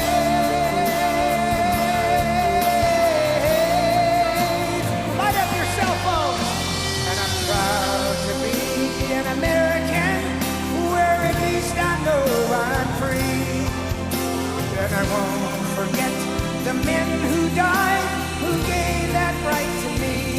And I gladly stand up next to you and defend her still today. 'Cause there ain't no doubt I love this land. God bless the USA.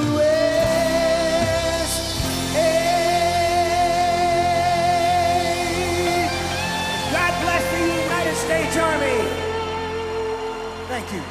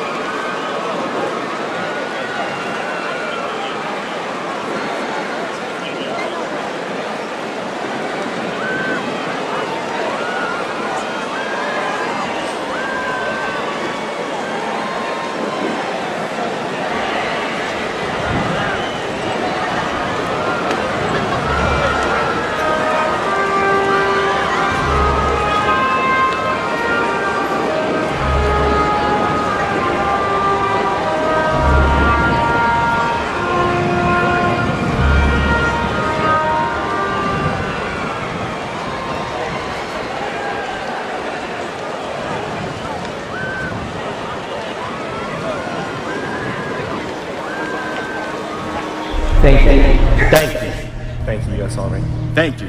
Thank you. Thank you. Thank you, Army, for 250 years. Thank you so much for serving alongside my grandfather and my great-grandfather, for your service, for your country, for your family. And I just want to say thank you from a generation that may not have known your name, but I get to live in the freedom because of it. I want to thank all the U.S. service members, men and women, and especially the Army for their 250th birthday. Thank you very much. My grandpa served in the Army in World War II as part of the 82nd Airborne. Thank you, Army, for everything that you do. My brother Rob and my son Alec both served in the U.S. Army. We thank you for your courage, your sacrifices, and the burdens that you may now carry. Thank you so much for doing what you do, putting your lives on the line for other men like me to live the life I live. I just want to say happy birthday to the U.S. Army, congratulating them on 250 years. I want to give a big shout out to my Uncle Zadian, who served in the Army, and thank you for all you do. I'm very thankful for the dedication and the hard work of the men and women of the U.S. Army. Hi, American soldiers. Thank you for all you do. Love you. Our freedom is not free, and we know that we are free because of you and your efforts.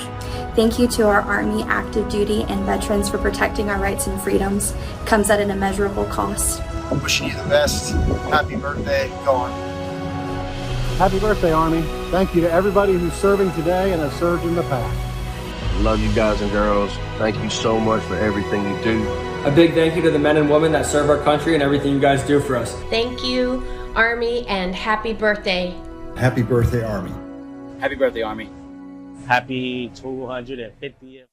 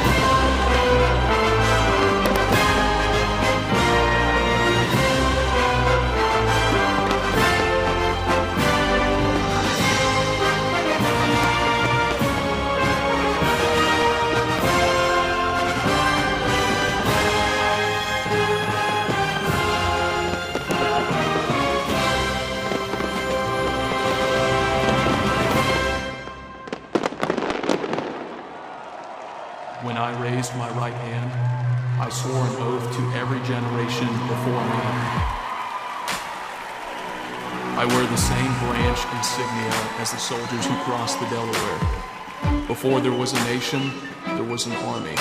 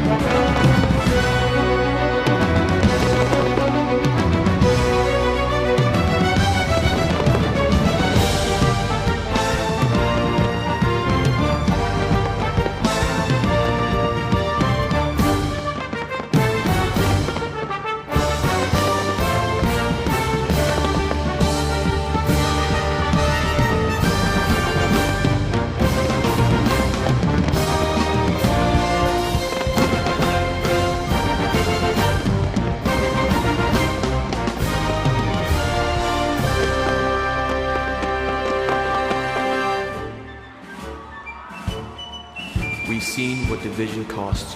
I serve because unity is worth the fight. I carry that legacy forward every time I put on this uniform.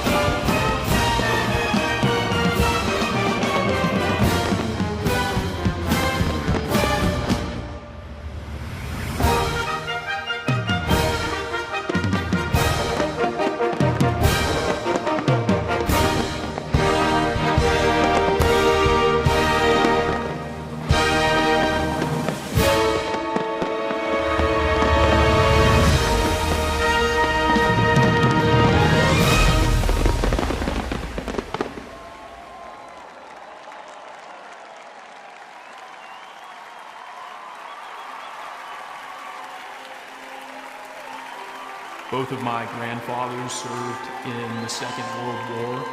They answered the challenges of their time, and it is my goal in this uniform to answer and meet the challenges of my time head on. He ain't heaven, he's my brother.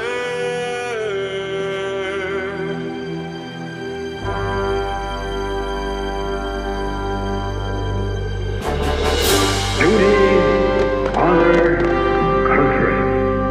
Those three hallowed words irreverently dictate what you ought to be, what you can be, what you will be.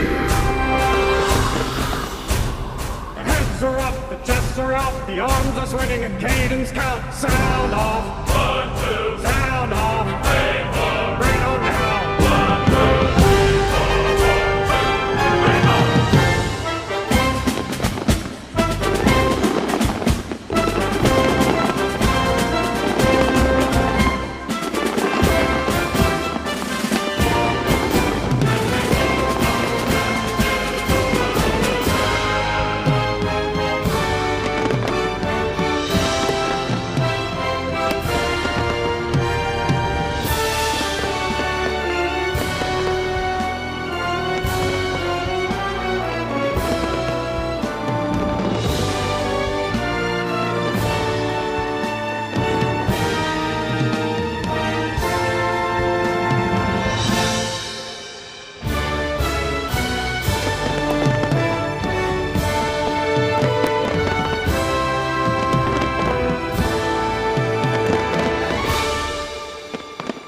There's a strength in these bonds. There's a realness to these bonds. It's not just because this is your team, it's because your life depends on these people.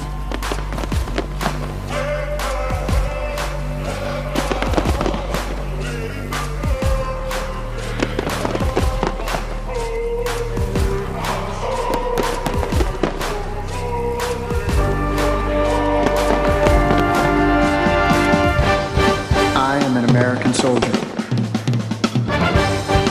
I'm a warrior and a member of the team. I serve the people of the United States and live the Army values. I will never accept defeat. I will never quit. Trained and proficient in my warrior task and drill. I am an expert and I am a professional. Enemies of the United States of America in close combat. I am a guardian of freedom and the American way of life. I am an American soldier. I am an American soldier. I am an American soldier. So on we go, 'cause welfare is my concern. No burden is he to bear. We'll get there. For I know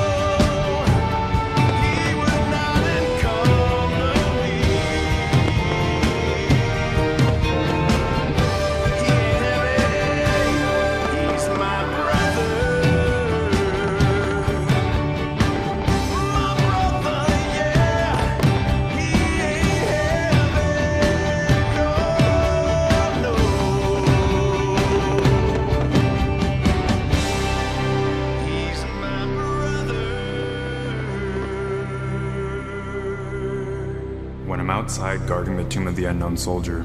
It is one of the most honorable jobs I think that I could have had in the military. I think about those soldiers who made the ultimate sacrifice.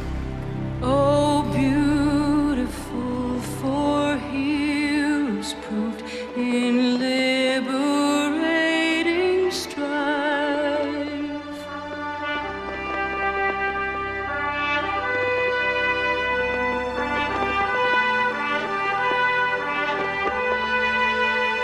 Who more than self their country loved, and mercy more than life.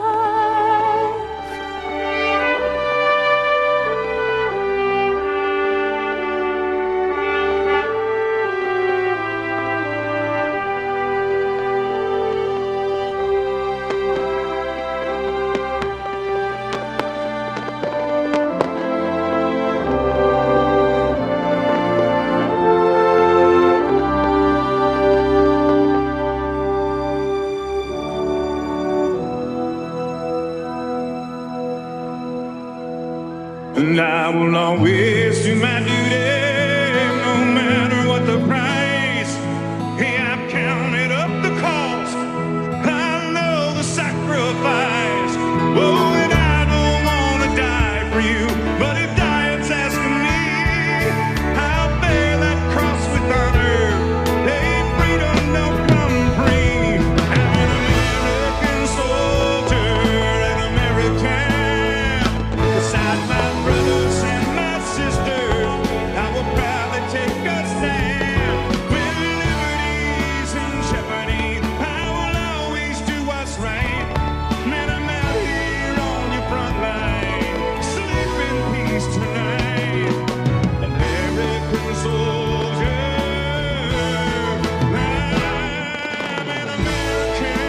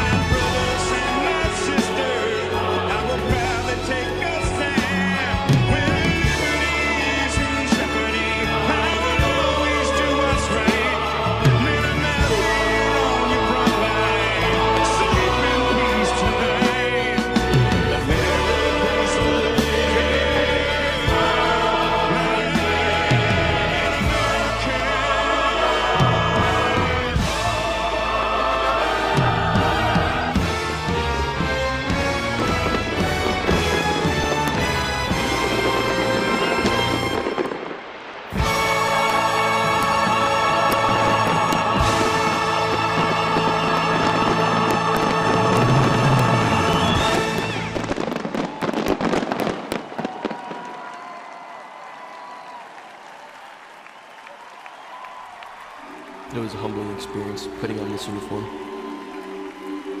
I believe this uniform is a symbol of trust, and it represents the highest ideals of our country.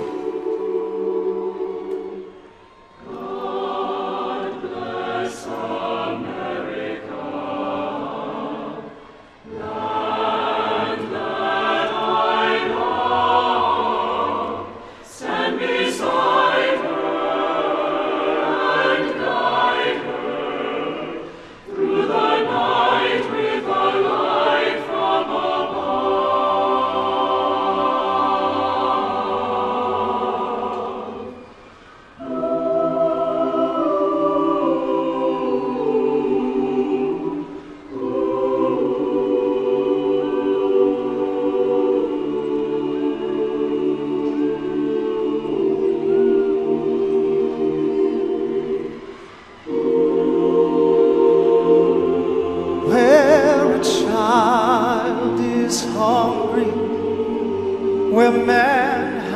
know homes where the powerless are yearning to breathe free.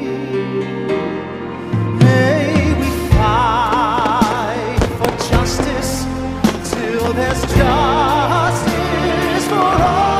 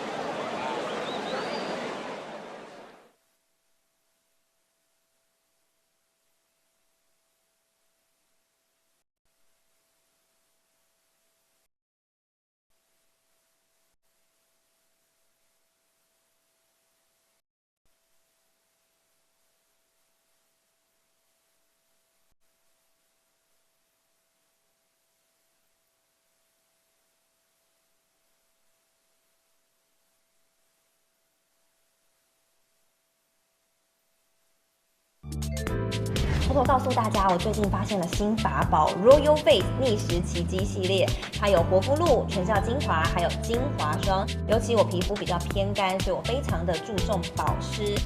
保湿做得好，肌肤自然烹润。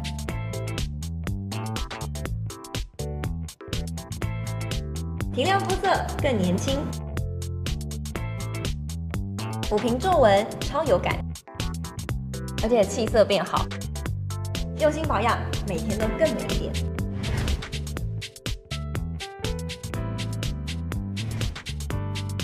美吧。